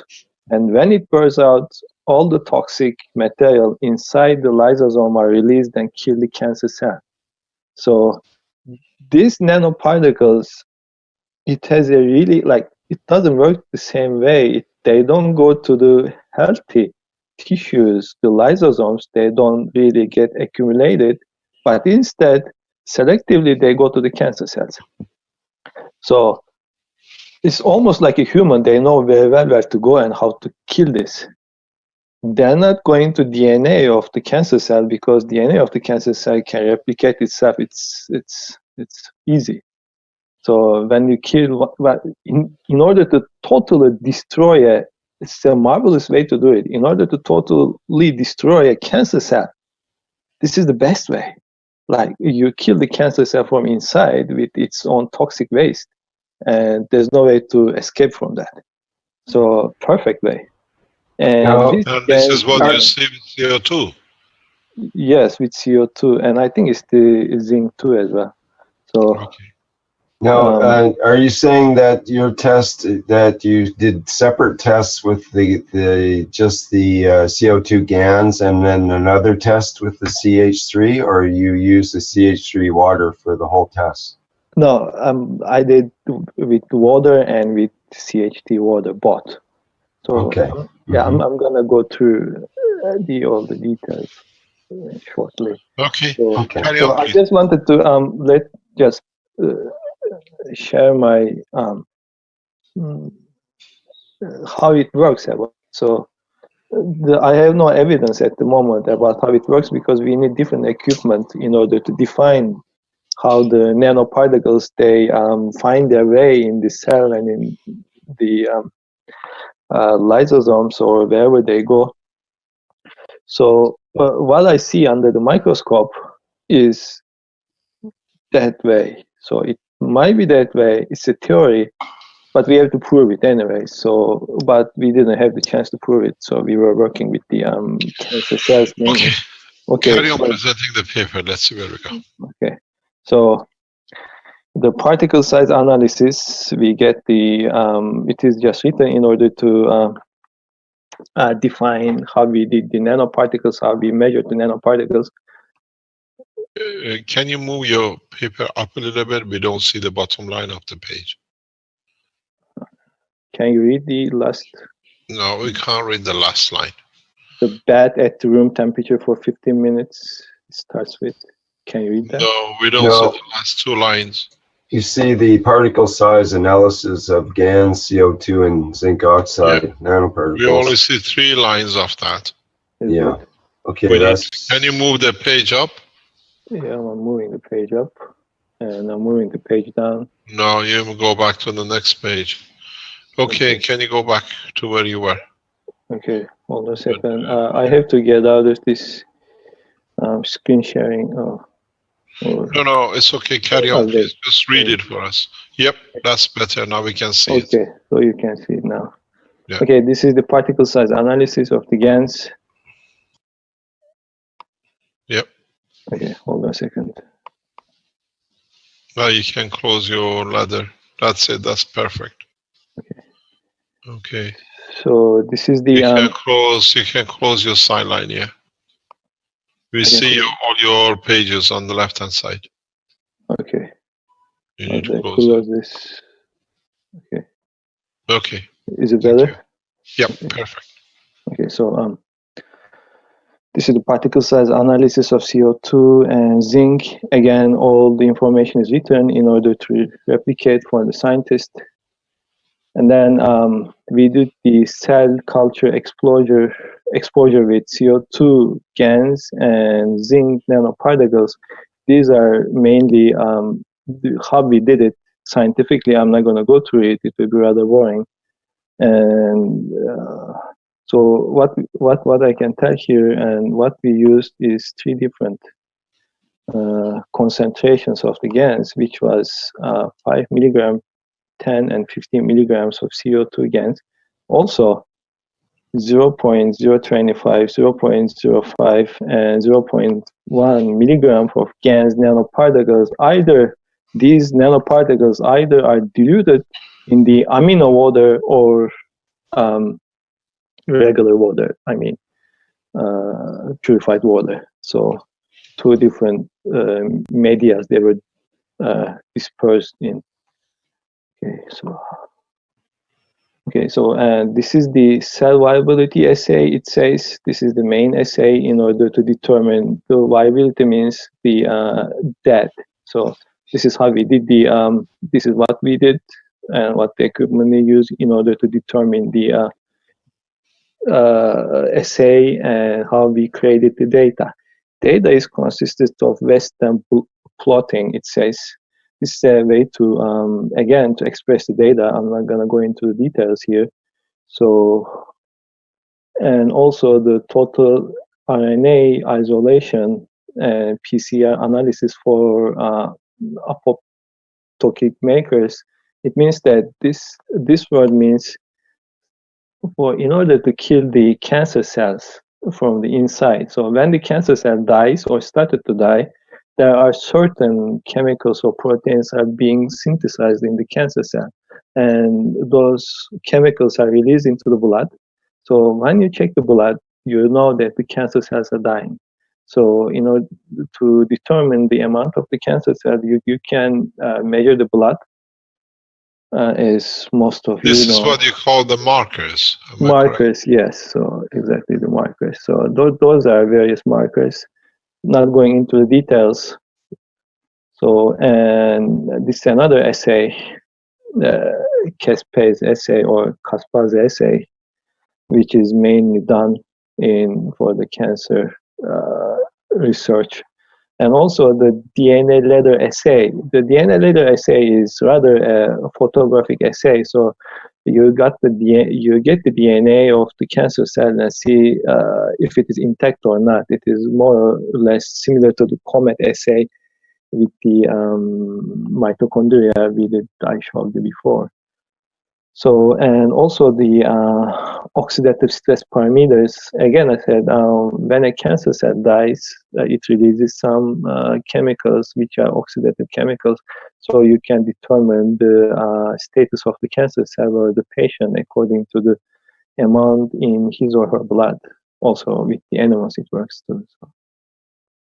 But here, since we use the human cells, For determination, we followed fully the human assays mostly. Well, this is to continue. Also, this is another oxidative stress. It is called intracellular loss. This is again another detail in order to express the cancer parameters or markers, which we're gonna go through the graphics a little later, and also the estimation of protein, some protein assays. So, okay, we start with the results. Again, the particle size of GaN CO2 and GaN nanoparticles. The nanoparticles were less than 100 nano, more or less. So, this is in the water, this is the culture medium. Culture medium means this amino. So we dispersed these nanoparticles in water, and this is the zeta potential, and the sizes are written here.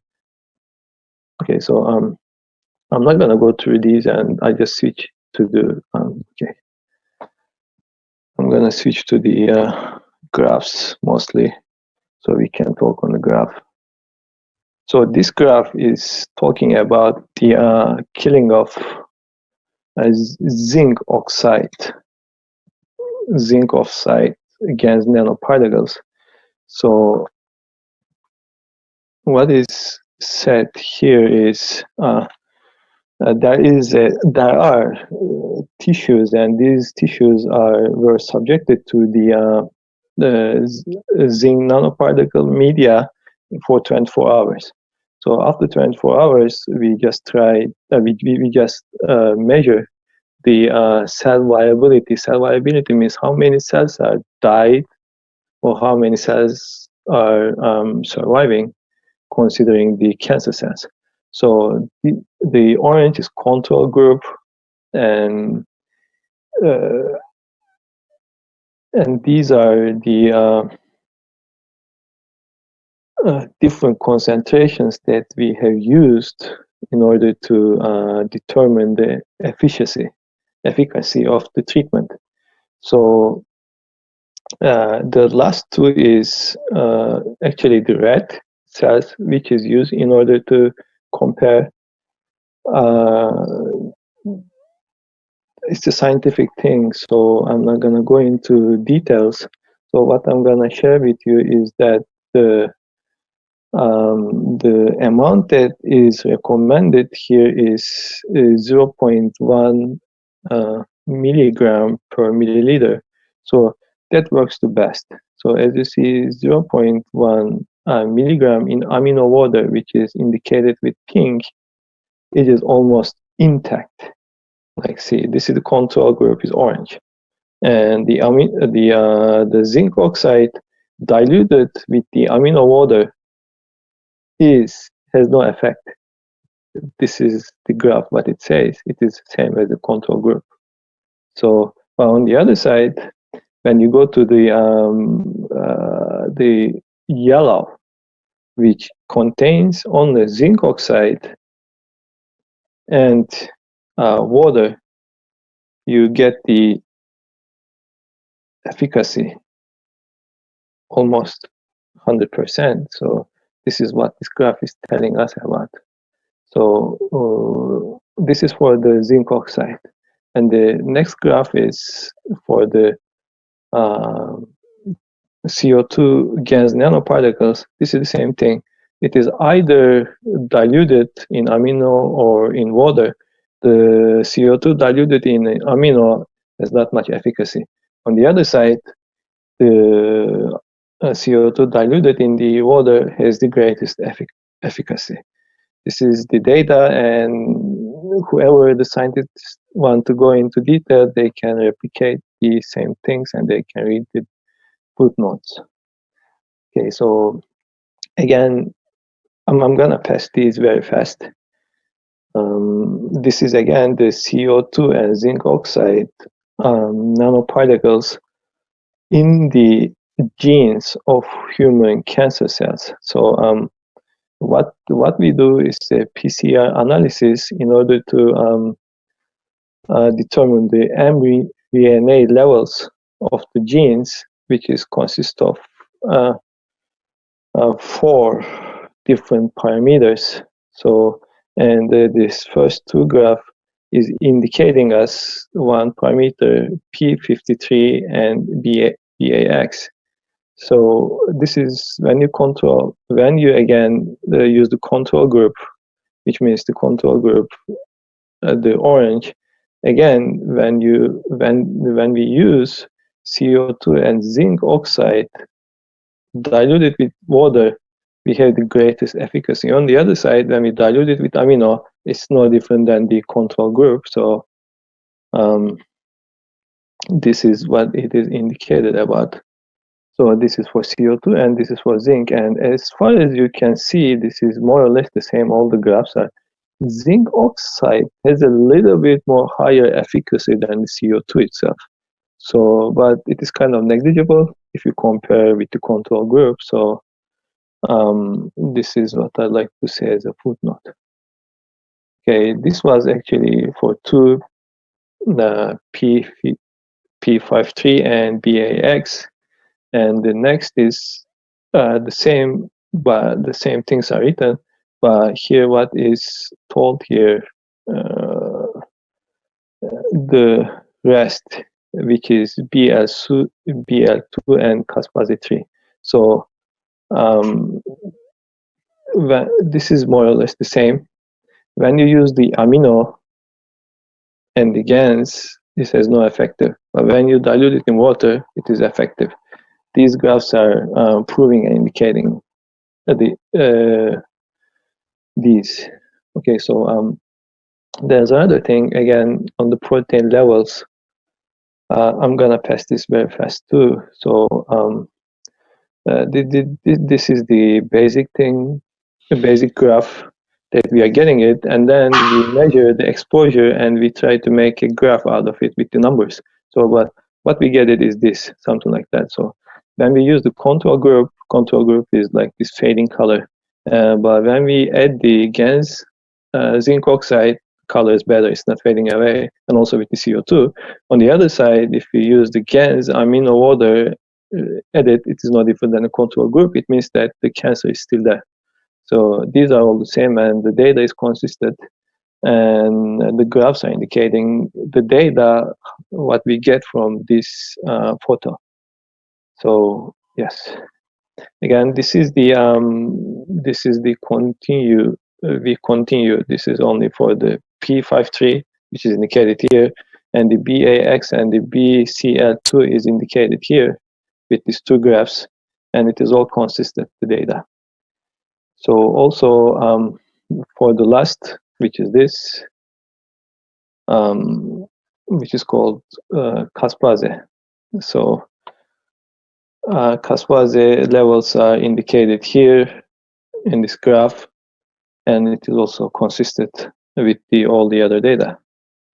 So this is rather, we didn't care to actually put this on the graph, so this is easier to see and understand and comprehend.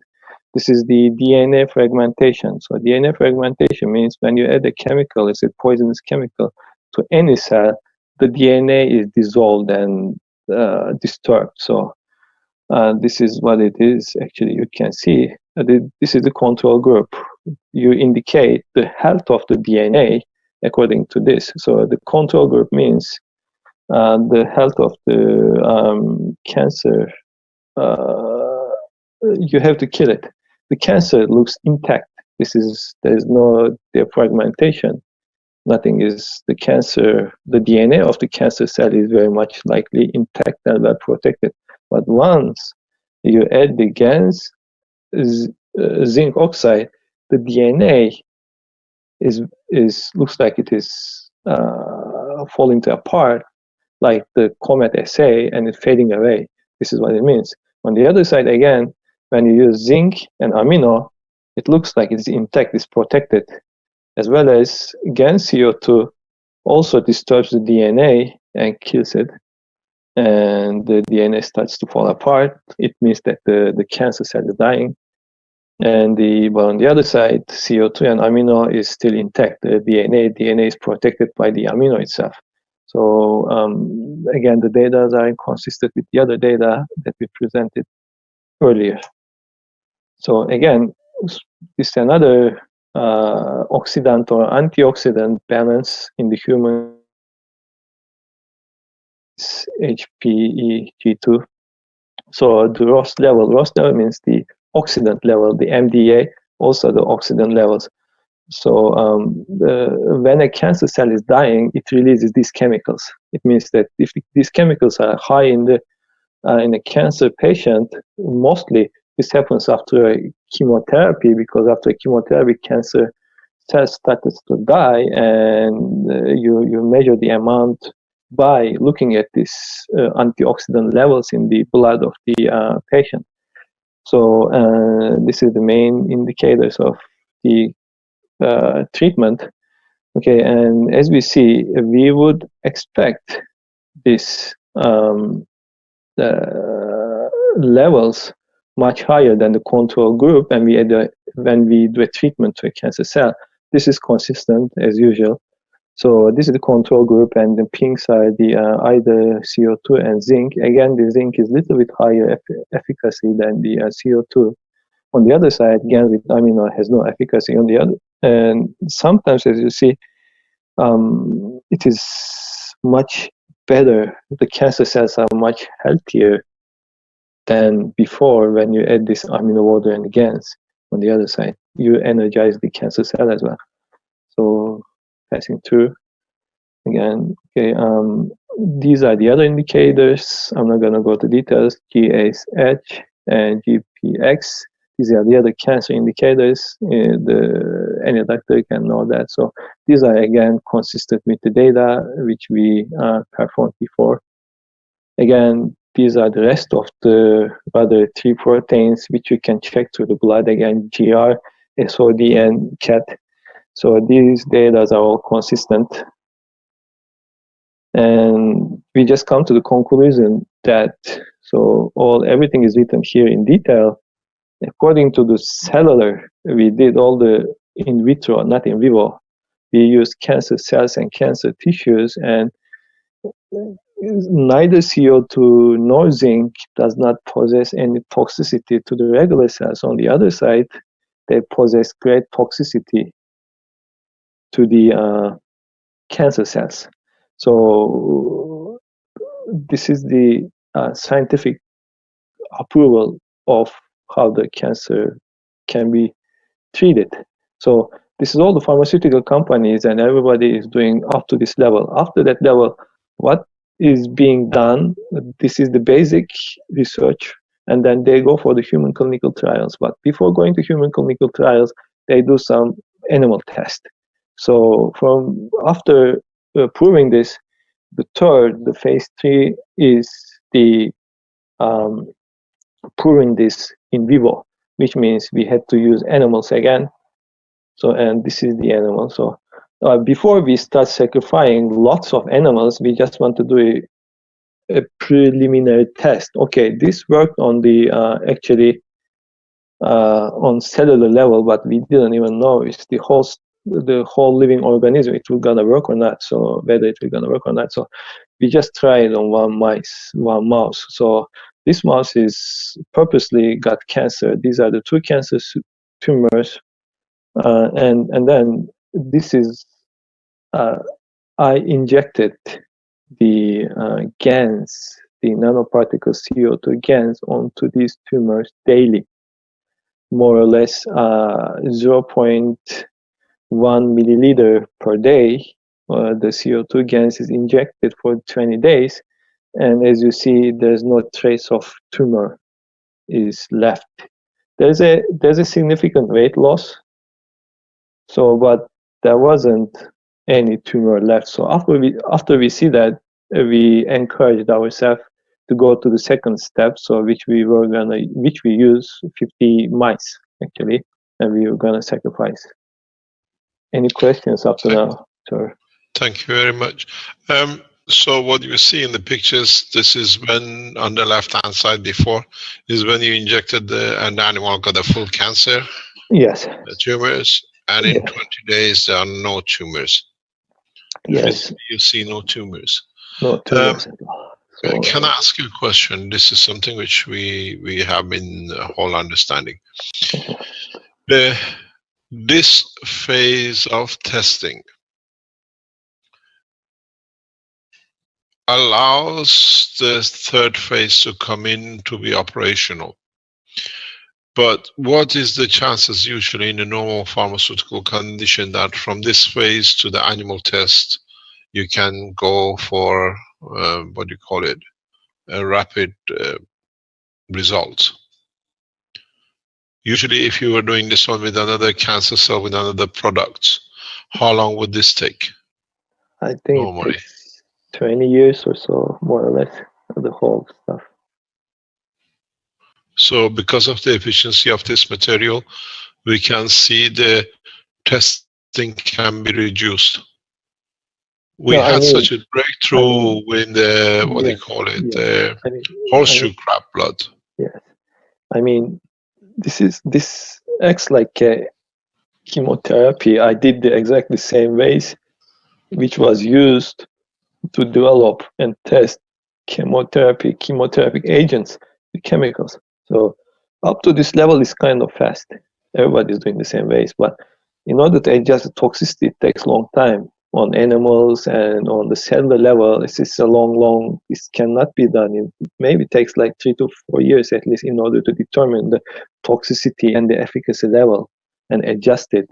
You don't kill the human, you don't kill the person, but you kill the cancer. It is a very like a thin line that you have to catch. So after this, after we determine that, the human trial starts, which is a long trial. So yeah, but these two phases which you've seen, if this was for, what do you call it, a pharmaceutical with the chemicals, how long does it take you usually? How long? 3 to 4 years. 3 to 4 years. So what it takes 3 to 4 years to see these kind of results is done in a matter of 2-3 weeks. Yeah, 2-3 months more or less, yes. 2 or 3 months from phase 1 till now. Yeah. So in a way, it's an effective way in, this is especially for government officials sitting in the background. It can be done in any university structure. It can be done in any structure in any country, especially third world. It can be done very rapidly at a very low cost. Yeah. And this is the beauty of it. The chemotherapeutic agents itself, themselves are not easy to adjust. So like in chemical, there's a stability issue. Close that door, please. There are various stability issues and the other interactions with the other chemicals which we injected. They are like mostly very reactive chemicals, and they react with the other chemicals as well. So it is a really a huge project to determine this. The beauty of the GANs is it's non-reactive with anything. Also, it's non-toxic. So even the herbs are toxic up to some level. So even they use turmeric or anything, I don't know, green tea extracts or whatever, even they are toxic. So, but this stuff is not toxic, so it makes everything much easier and much faster. So we shouldn't see any side effect in a way as we see with the present pharmaceutical situations. No, as I said, you know the story, and my wife made a soup out of it. So, and my kids drank it. So there was no toxicity or whatever. Nobody knows the story. What happened? He took some home in the bottles as a water, and the wife thought it's a drinking water, so she made soup so that the son drank it. Yeah. We're talking about quite a fair amount of it, but there is no side effect. There was nothing. When he came home, he says, Mr. Keshe, it's all been souped into the fish and it all been drank. That's the beauty of it. Yeah, the funny thing is, I know from that day on, my kid, right now going to school, he's 6 years old, he had a he grew a huge interest to the planets. To the planets. So he became part of the planetary system. This is an interesting thing, and now she's asking me the satellites and all sorts of stuff. I can't answer him. How did you get all this from YouTube? He says. I said, okay. No, but the important thing is you cannot overdose yourself. No. What it takes, what it needs, and if there is any defects. Probably if you eat it in like kilos or pounds of pounds, and you can clog your intestines. But other than that, I don't expect any toxicity about it. We had a question about that because you mentioned that in milligrams, and a couple of pages back. Maybe we could go back, but it was it said micrograms, I believe, but you said milligrams, and so there's a question here whether it was milligrams or micrograms. Yeah, it was a microgram. I noticed that. Sorry. It's a microgram. Okay. Yeah, not milligram, because you're just to dealing with a cell. Yeah. So I think it was micrograms per milligram. I think was the dosage. You want to go? Okay, or per milliliter, micrograms per milliliter, rather. Yeah. Microgram. Okay, thank you. Thank you very much. Sorry for the English. No problem. It's a perfect presentation. This again shows the effectiveness of the technology and the speed it is. We had such a breakthrough a few years ago when the scientists, especially in FDA United States, were using normal system, and they moved into horseshoe crab blood. They kill and destroy a lot of animal to speed up to about 6 months instead of 5 years, 10 years, because of the level of energy in that blood, which is a blue blood. It's not the royal family of England, by the way. It's just happened to be that kind of blood. So I hope you know the joke. Otherwise, I have to repeat it. If you know, they say if you're a true British, you're blue-blooded. And the people, nobody knows the reason why. When the Vikings attacked England from the north, the British were so illiterate, they were so backwards. They had not even an arrow to fight the Vikings. So the only thing they could find was to paint themselves blue, and the Vikings have never seen the blue, and they used to go, and the Vikings used to run away. So they say, if you're true blue-blooded, you're the one who painted yourself. But now we find a solution in another way. The beauty with this is this reduces a lot of expenditure, this time lapse. Yes. And from this point on, this is the time you're going to see pressure from pharmaceuticals. Pressure is on pharmaceuticals, not on us, because now different materials can be mixed with CO2, with zinc oxide. Yes. We go into the level of new materials, which gases can be used without creating any side effects. We know a number of other researchers which are going around with a number of governments, which by use of the gas water, they are literally cutting around any side effect of the medicine. This is not just what we see here. The implication of CO2, gas water itself, will revolutionize the world of medicine and the pharmaceutical. It costs literally nothing. You can continuously produce it and reprocess it. The implication of this anti-cancer test and the other one, these two papers will become historical papers. These papers will be the backbone of future pharmaceutical, because it changes everything. This is why we said, if you are on the background, we put these on the website. Deliver these to every pharmaceutical company, to everyone you know. Because it's no use others trying to bypass the others or take over the others because they are not aware of it. But it gives a validity to the science to be publicly used. And the beauty of what you've seen in past few hours is no one, no organization ever has shared knowledge so freely. This is $1 trillion of research, and it's there at the tip of a finger. We are not afraid of being stolen of. We are proud that we give it as a gift of, and this is the beauty with the foundation. If this speeds up in development to other materials, and we've seen the effectiveness of this one with the presentation of Dr. Rodriguez, this can save a lot of lives. As I said, the parents who grieve for their children, and the children who lose their parents for nothing. And this can be readily brought into the market. We go into the third paper, which we have curtailed, it's been stopped. It's been stopped for whatever we wanted to achieve, we achieved. I asked, the minute I saw the results last week, I asked that the final paper for this to be written, because it's no use carrying on any further. The data you're going to see is so effective that there is no ambiguity. CO2 in a GANS condition, which we presented in paper 3, is the solution for cancer. There is no doubt. You will see the data. And we challenge any organization to challenge us. The beauty with this paper is, as you've seen, our strength is our knowledge, and everything to the gram, to the machine used on these papers were shown, that it can be replicated. It's not something we done. I asked the Japanese team to make sure everything is fully transparent. No organization will ever publish these papers. They become in the back shelves of the pharmaceuticals that nobody ever sees. They can make millions out of it.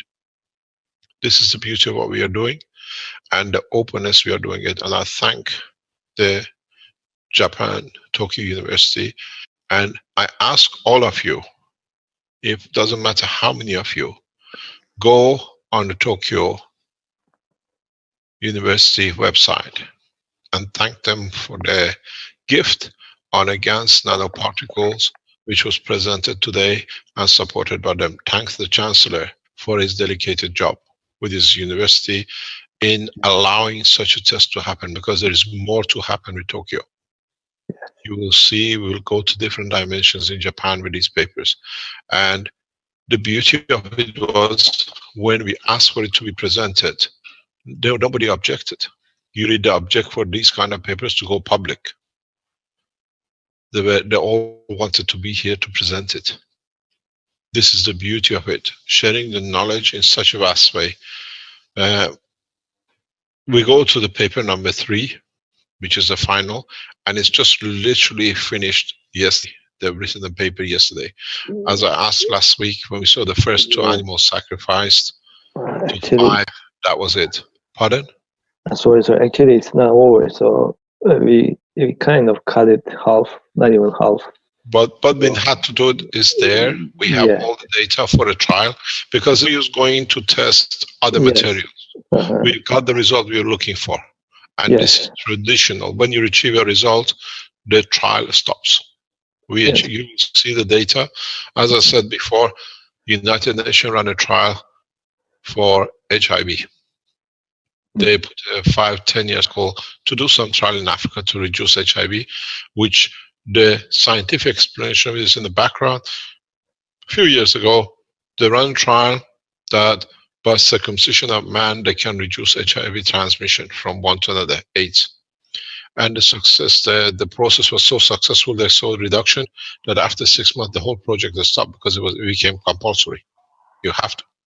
And then now we understand it's because of the change of cellular change at the point of the cut of the skin, which creates this protection, certain amount of protection. It's normal. When you're successful in a trial, you stop. You don't go any further. It's no use trying something else to find what you're looking for. The trial number 3 will be shown, and then we invite any questions, and then we'll tell you what we got in plan. Would you like to go into the presentation of the trial on the animals, please? Say again, please, sir. Would you like to show the paper? Sure. The live animal testing. Yes, actually. You're loading it up. Yeah. Yeah, but while it's loading it up, let me tell you something is fantastic. Yes. So this test has taken just about 3 weeks.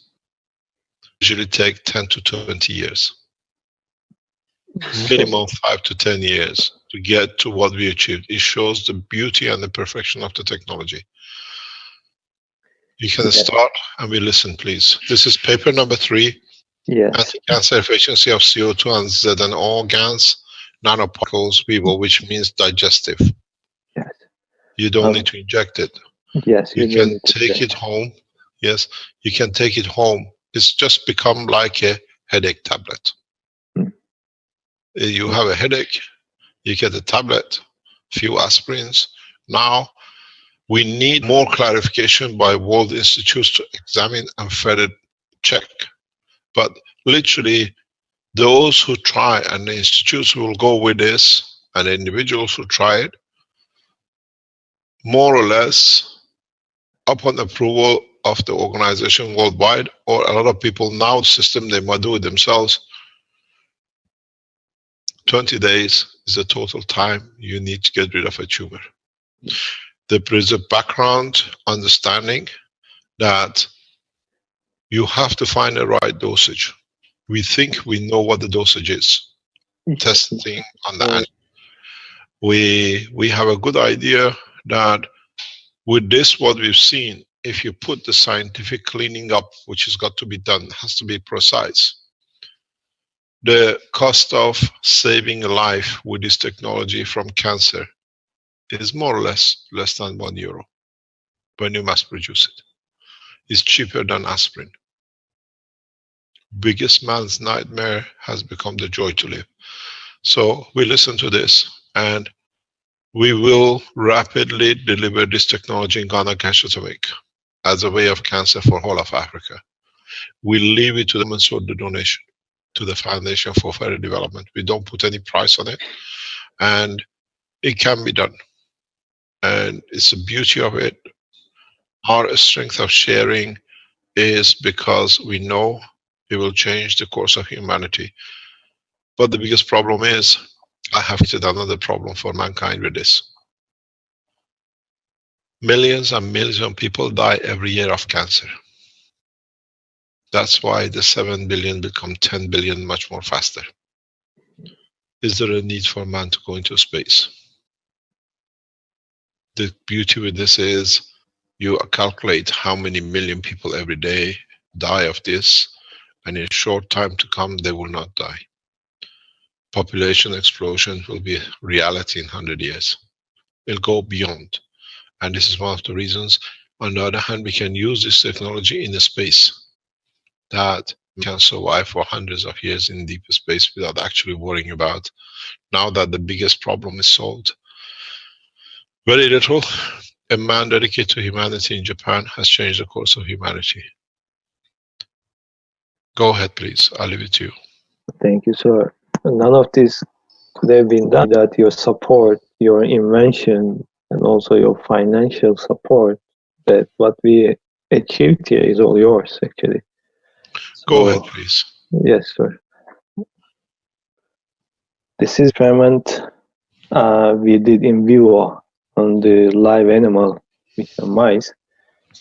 Actually, this experiment was supposed to be completed by now, because it started on February the 20th, and we were supposed to complete it in a month, in 4 to 5 or so. But my mistake, mostly because this is the place, the University of Tokyo, the lab we are using, they are not actually handling the live animals that much, especially the mice. So they are mostly like the theoretical and on the cellular base work is being done there. So there was a kind of issue, not issue, there was, we had to figure out how to induce those mice in order to get them the cancer cells, to make them cancer, literally. So in many ways, like chemically induced, or we got some other tumor and we tried to inject it various ways. It didn't work out. They didn't get cancer. So in order to figure out how to make these cancer, mice cancer, it took more than 3 weeks. So it got delayed a little bit. And so, but before doing that, we decided we don't start all at once. We start first with the oil-fed mice, and then we go to the groups that in it. So, and that was the idea. If the oil-fed mice is more or less is having the success, we don't need to sacrifice the second group, which will be the injected. We inject the mice with the GANs nanoparticles. So that was, and then we start using nanogains CO2 and zinc, and we mix with them. We mix these particles with water, and we fed the mice. So altogether, we have 50 mice in the lab, and 10 of those mice were used as a control group, which they were not touched. They became cancer. On the other side, there was no treatment to them. So, and in order to compare, and the other group is the group consists of mice. Also, they are cancer, but this group is only fed with CO2 nanoparticles. And the third group is another group of 10 mice, and they were induced cancer the same way. Group is being fed with zinc oxide. So, and the fourth and the fifth group were supposed to be doing the same way. We make them all cancer. We inject them either CO2 or CO2 plus zinc oxide. So the experiment right now is, and we limit the number of the mice. Normally, this kind of experiment is done using at least 250 mice. But Mr. Keshe was not comfortable with the amount of the animal we sacrifice, and we really limit the amount. So we limit the amount down to 50. So, and this is the minimum we can get to get some sort of significant data. And so the amount we mix is indicated here. The amount we mix CO2 and zinc is 1 to 3. And we used, actually it should be 3 to 1. So 3 to 1, respectively. We used 3 parts of CO2 and 1 part of zinc oxide. So when we use the mixture. Can I interrupt here? The reason we mixture of CO2 and zinc oxide is because the cancer is emotional dependent. You have to do it. You can't just go with the CO2. This is what I said from the beginning. We had to consider, even though we make it 100% CO2, there is always some zinc in it, because the way you produce stuff, you know how to produce zinc oxide and CO2. Yes. Carry on, please. Yes, it does consist of zinc, probably, the CO2 mixture, as you said. But there is a theory that the zinc oxide stops the reoccurrence of in the future. So, in the efficacy-wise, in the experiment we did before on the cellular base, we didn't mix CO2 and zinc oxide. We did individual tests, and in the individual test there was no difference. So, and I saw, and I thought that would be good if we can mix CO2 and zinc oxide as well, because zinc oxide also has some kind of property in order to stop the reoccurrence of the cancer cell. But on the other side, zinc oxide is more, on the cellular base, it is more toxic than CO2. So it is more or less 100 times or more toxic than CO2. There is a toxicity on zinc oxide as a material. So, but if you use zinc oxide water, which means cans water, it's not the case. But what we are dealing here is really severe cases, like terminal cases almost, like the tumor. Look at this mice, the tumor is almost 1/10 of the surface body. It's like, it's a terminal case. So I recommend with the regular cases, which we haven't done the experiment yet, but the GANS water would probably work as well. So in that case, you wouldn't have to worry about the toxicity of zinc oxide or copper oxide. The thing is,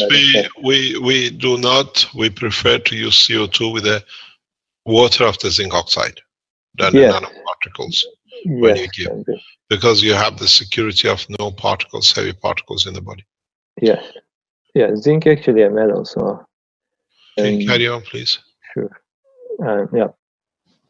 So we found a way eventually how to make the mice cancer effectively, and this is what is told here. And I'm going to the second page. So the parameters here, how we make water nanoparticles water is we just put 3 grams of CO2 or zinc oxide gas. It depends on, you can mix either of them in many different parts. So, but I use 3 parts of CO2 and 1 part of zinc oxide. So, and I mix 3 grams of powdered CO2 and zinc oxide into 1 liter of water, distilled water, pure water, or in 1 liter. Yeah, 1 liter. Yes. So you mix how much? Can you repeat again? 3 grams of powder to 1 liter of water. 3 grams of CO2. Yeah, CO2, or you can use 0.227 grams, 2 to 5 grams of CO2 and 0.75 grams of zinc oxide. It makes 3 grams. Uh-huh. So, yeah, this is what determines the best amount. So, and then when you get the solution, is 0.3 milligram per milliliter. So this is the optimum. Can I refer to go back to this? This is what you learned from the experiments with TEPCO. That's how they could. Not actually. Okay. Because they had to measure the substance actual weight, which they used a dry material. Yes, they did. Yeah, this is, but they didn't disclose how much they used each part. So. But they use this method of actually knowing the amounts they use. Yes, but they didn't disclose how much was it. But exactly the same way we followed. The same method, yeah. Yes, they mixed with the water and they fed the mice with the water. So like 1 by 1 every day. So this is the same method we followed. But no, we determined the amount. So okay, carry on, please. Okay, there were like 50 mice each, 10 mice each group. So the 10 is for control. It's not touched, just got cancer. Right now we are in the 2nd phase. We didn't go to C, we are still in the B. So we fed mice with CO2 and we fed mice with CO2 plus zinc solution. So, and these are before going into the results, I just want to show you the picture because we don't have enough animals sacrificed at the moment. We only have 5 animals we sacrificed and get the sufficient data which we can prove. Because why we sacrifice the animal, you look at this, it looks like the blood indicators are not there.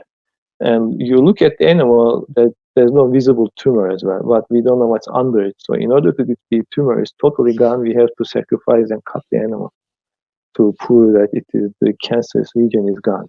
So that's why we sacrifice them.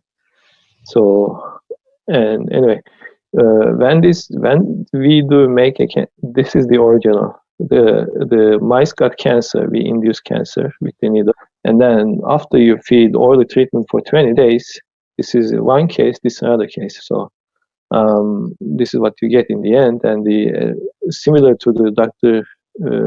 Rodrigo's the treatment, it's more or less the same, especially in this case. So this case is much more healed.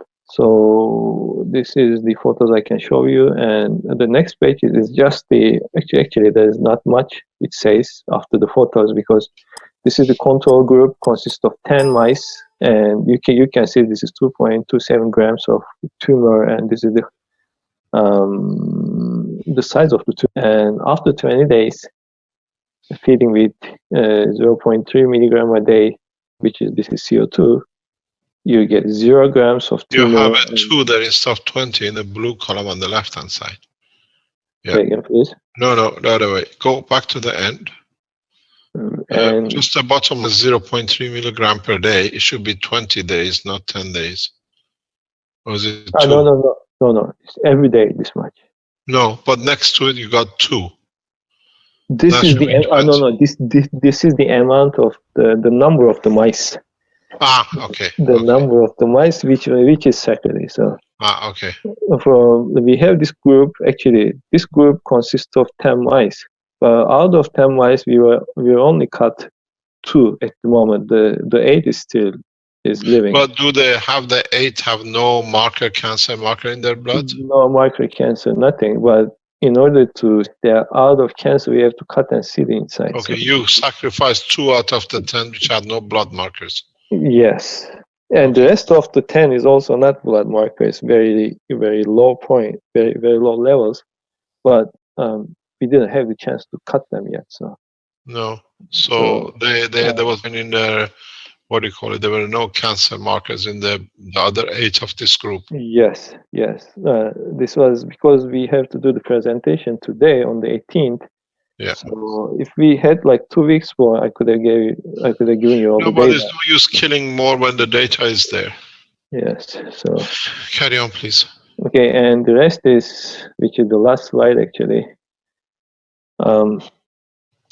This is the group with CO2 and zinc oxide, and exactly the same. We've had 20 days, and this is the control group. This control group is the same.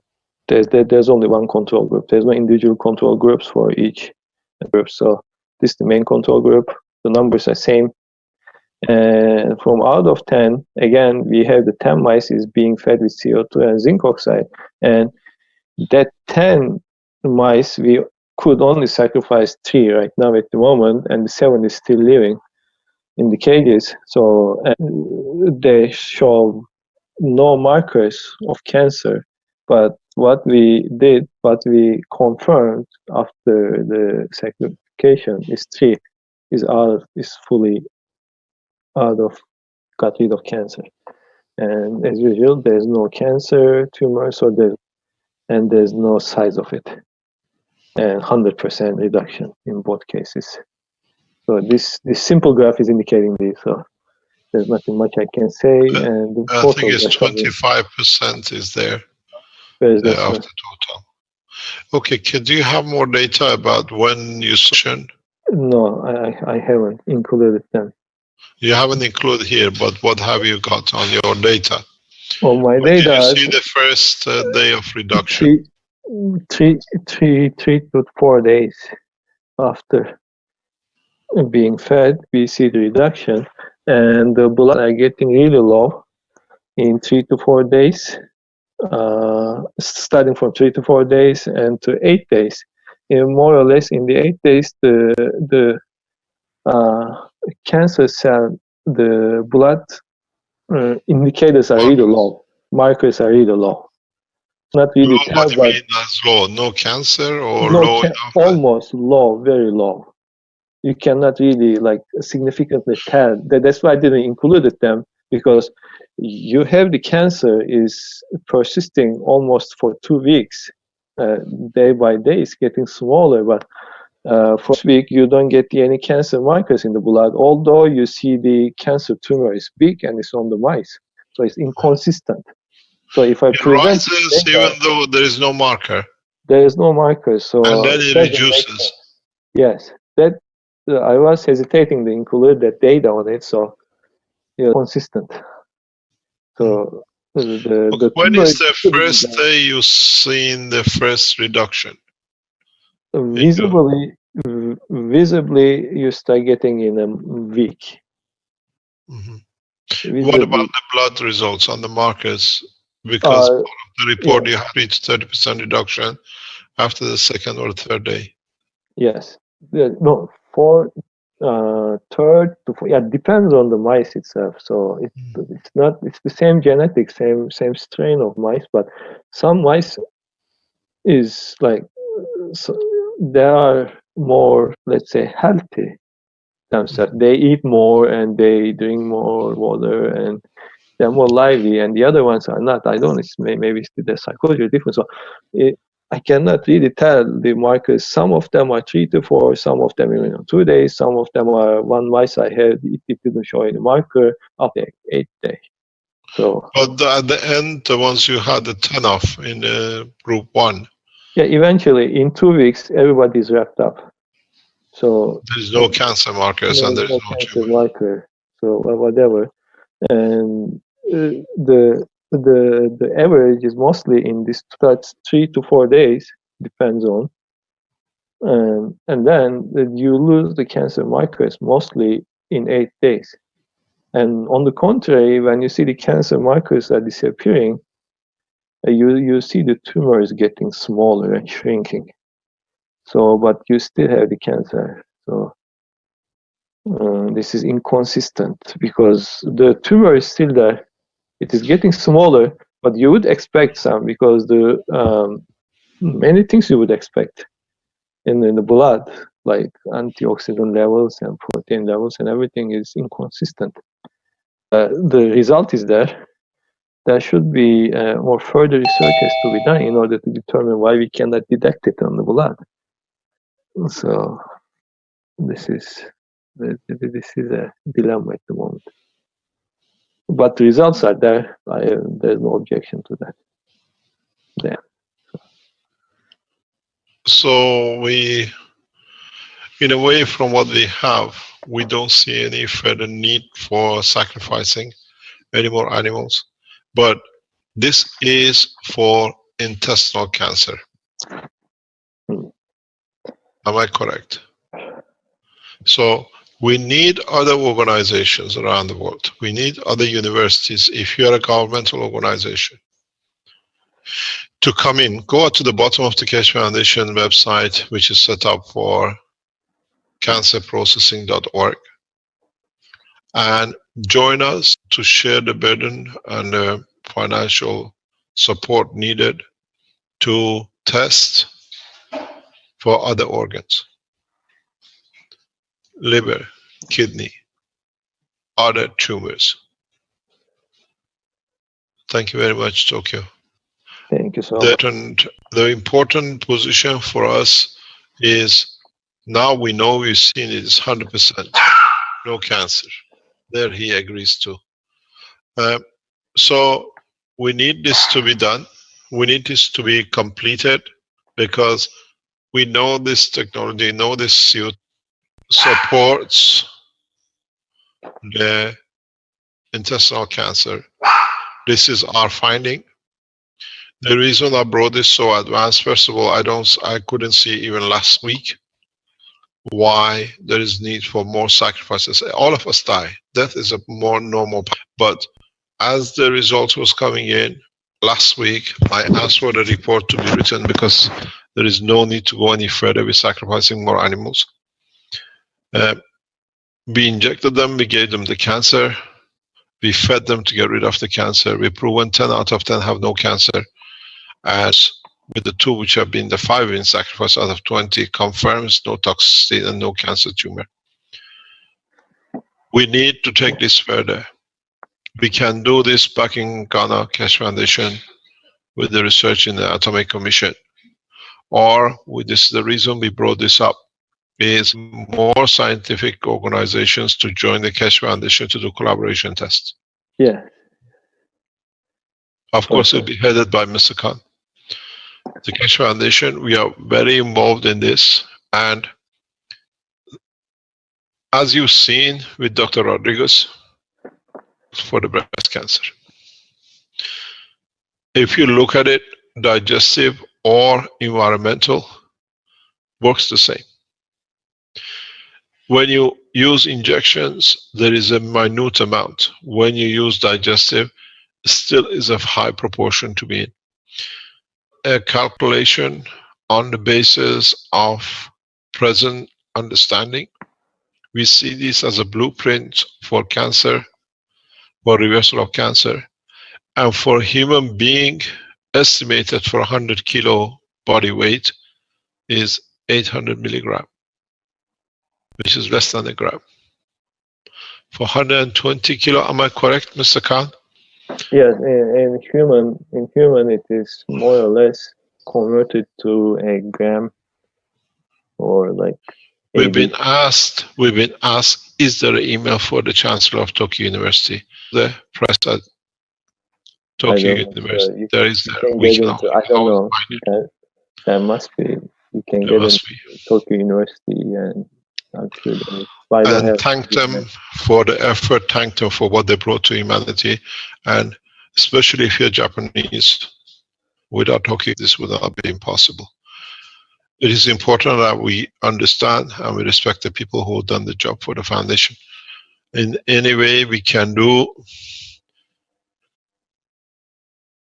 we have to go into the next step. The next step is to finance the next stage for different, but as part of the result, which is not here, this report will be completed in next week or so, with a lot of detailed information for the doctors to come in, that we have seen a small residual amount of GANs in the bloodstream in the analysis, physiology analysis, which to us is a very good thing, because we inject in trials GANs into the blood circle. But if he's found his way in, then it can, in a way, deliver the same thing into the other organs if there is a secondary cancer. That's a gain as well, but it's for the scientists to do. As far as we can see, and the other trials and investigations we've seen, this brings us to a close, in a way, of this phase of the foundation work with the blueprint, which means we thank you very much, Benjamin. It'll be soon. Thank you very much, Ghana Atomic Keshe Foundation. I can see Benjamin on the right side. He should be in the factory, but I don't know what he's doing at home watching this. But now I know where you are, Benjamin. What we're going to do is, if you're a pharmaceutical, we have given you a path. We know many people have used GANs in different forms to overcome cancer, but because of the threats from what I call the hooligans of the internet, they've been pushed not to publish. We ask from next week and deliver your findings. We know there are Germans, we know there are Belgians, we know there are Americans who have used the cancer process with the GANs. Now we know it's safe, and we've seen it with the work of Dr. Rodriguez, and we've seen it with the scientific. We did the human trials before the animal trials. That's how it should be. Yes. We have to find out the humans who have it, we leave them alone. We give it to the animals to get them injected to see if we can save the human. So those of you who have a cancer, volunteer your life. This is the right way. And then we bless your soul, then you elevate your soul. I have a question, Mr. Keshe. Is there a way to save the lab test animals? Maybe some of the ones that that are put away after the testing could actually be saved through the Keshe processes. Can you write an email to the chancellor of the university, say we would like to adopt the animals which survived? Why not? We've seen people adopting dogs after their hunting powers goes, or after they are not. Why not these animals? Write to Chancellor, encourage him and give him a lot of love and care, and thank you for what. Well, it's a worldwide phenomenon as well, this lab testing of animals. It's very big in but some they don't circles. know what they're going to get. But this time we know they have no cancer, so at least we can give them a good life.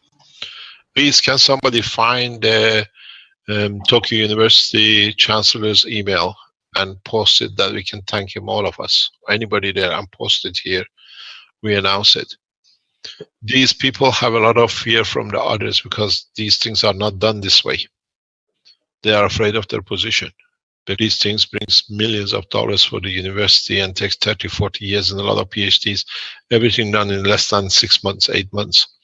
So we should thank a lot of people, especially Mr. Khan. If you knew what I know, what he's gone through in past 2 years with TEPCO and the rest of it.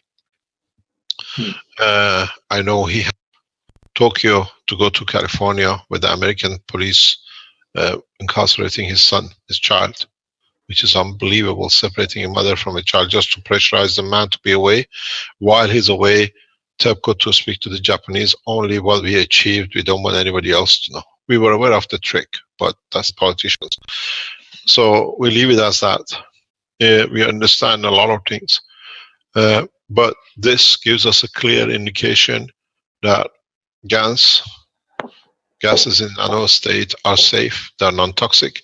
We are talking primarily in respect to CO. Yes. Zinc oxide has been tested, primarily is non-toxic. We do not speak about copper or anything else. Please understand. Once you have a good working system, what's the use to try something else?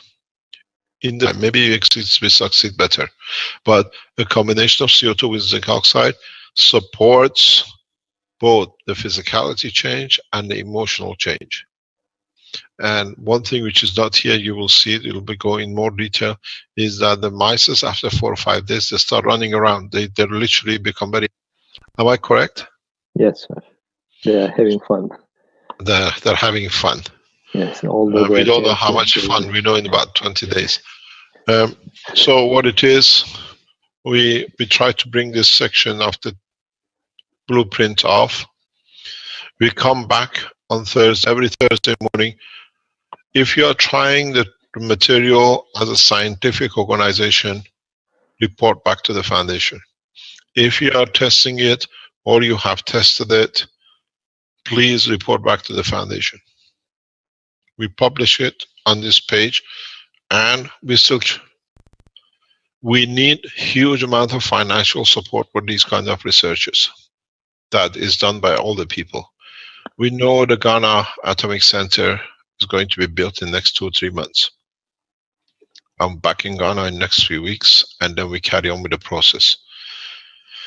Important that we allow other scientists to share their knowledge with us, and I know a lot of you know a lot of it. You know scientists who their work is essential to the work of humanity and is being shelved. Send it to the same point at the bottom, and then find a way to disclose their work or bring them in to explain themselves. A lot of scientists cannot believe that they'll be given a chance to show their work because they've been silent so heavily. It's our job as one nation to support all our citizens, scientists, and the rest. And I said, I wish in Rome conference to see the end of kingship. And my wish will be the Kingdom of Belgium to be the first that they follow with the rest. Peaceful, with a lot of prayer and respect, that we can elevate the soul of the king to put his crown down, that is equal to the rest of the man in front of another, just because he carries a gun in his pocket. Thank you very much indeed. We'll see you on Thursday. On Thursday, we explain the fundamental structure of the body of the man and open another door into the world of the science. And then you'll understand even how being constructed without you knowing. Why do you have a brain, and what's the function of the brain to start with, that starts the soul of the man. Thank you very much indeed for today. Thank you, sir. If there's no other question, we close. Are there any questions in the background?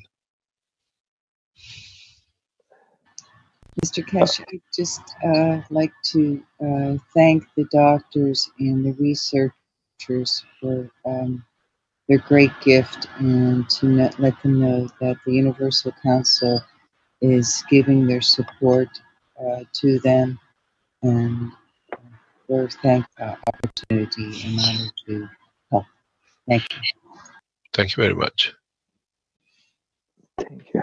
For the last, I'd like to add something regarding, okay, we did injections, but I suggest people not to do injections without knowing. So the injecting yourself GANs is GANs without really. I think we leave it as that because we didn't go into the feeding, yes. Beyond feeding. Yes, I just want to make nobody should Please don't do injection because it's easier to swallow it. Well, also there was a question from someone: is it okay to actually drink the GANs or only the water that's energized by the GANs? Listen to read the paper. It's the easiest way. So there is a process how you drink the water in different ways. It gives you different properties. If you have people with a high blood pressure and a sugar, you find out how you mix the thing together affects a different way. It's the same water. As they say, it's the way you do it which counts. With respect, it is the way you do it. If you go back, if you're a diabetic, Benjamin is in the background. If he's still there, he can come and tell you how to do it. And if you are high blood pressure, using the same water a slightly different way brings your blood pressure down. And it holds it down.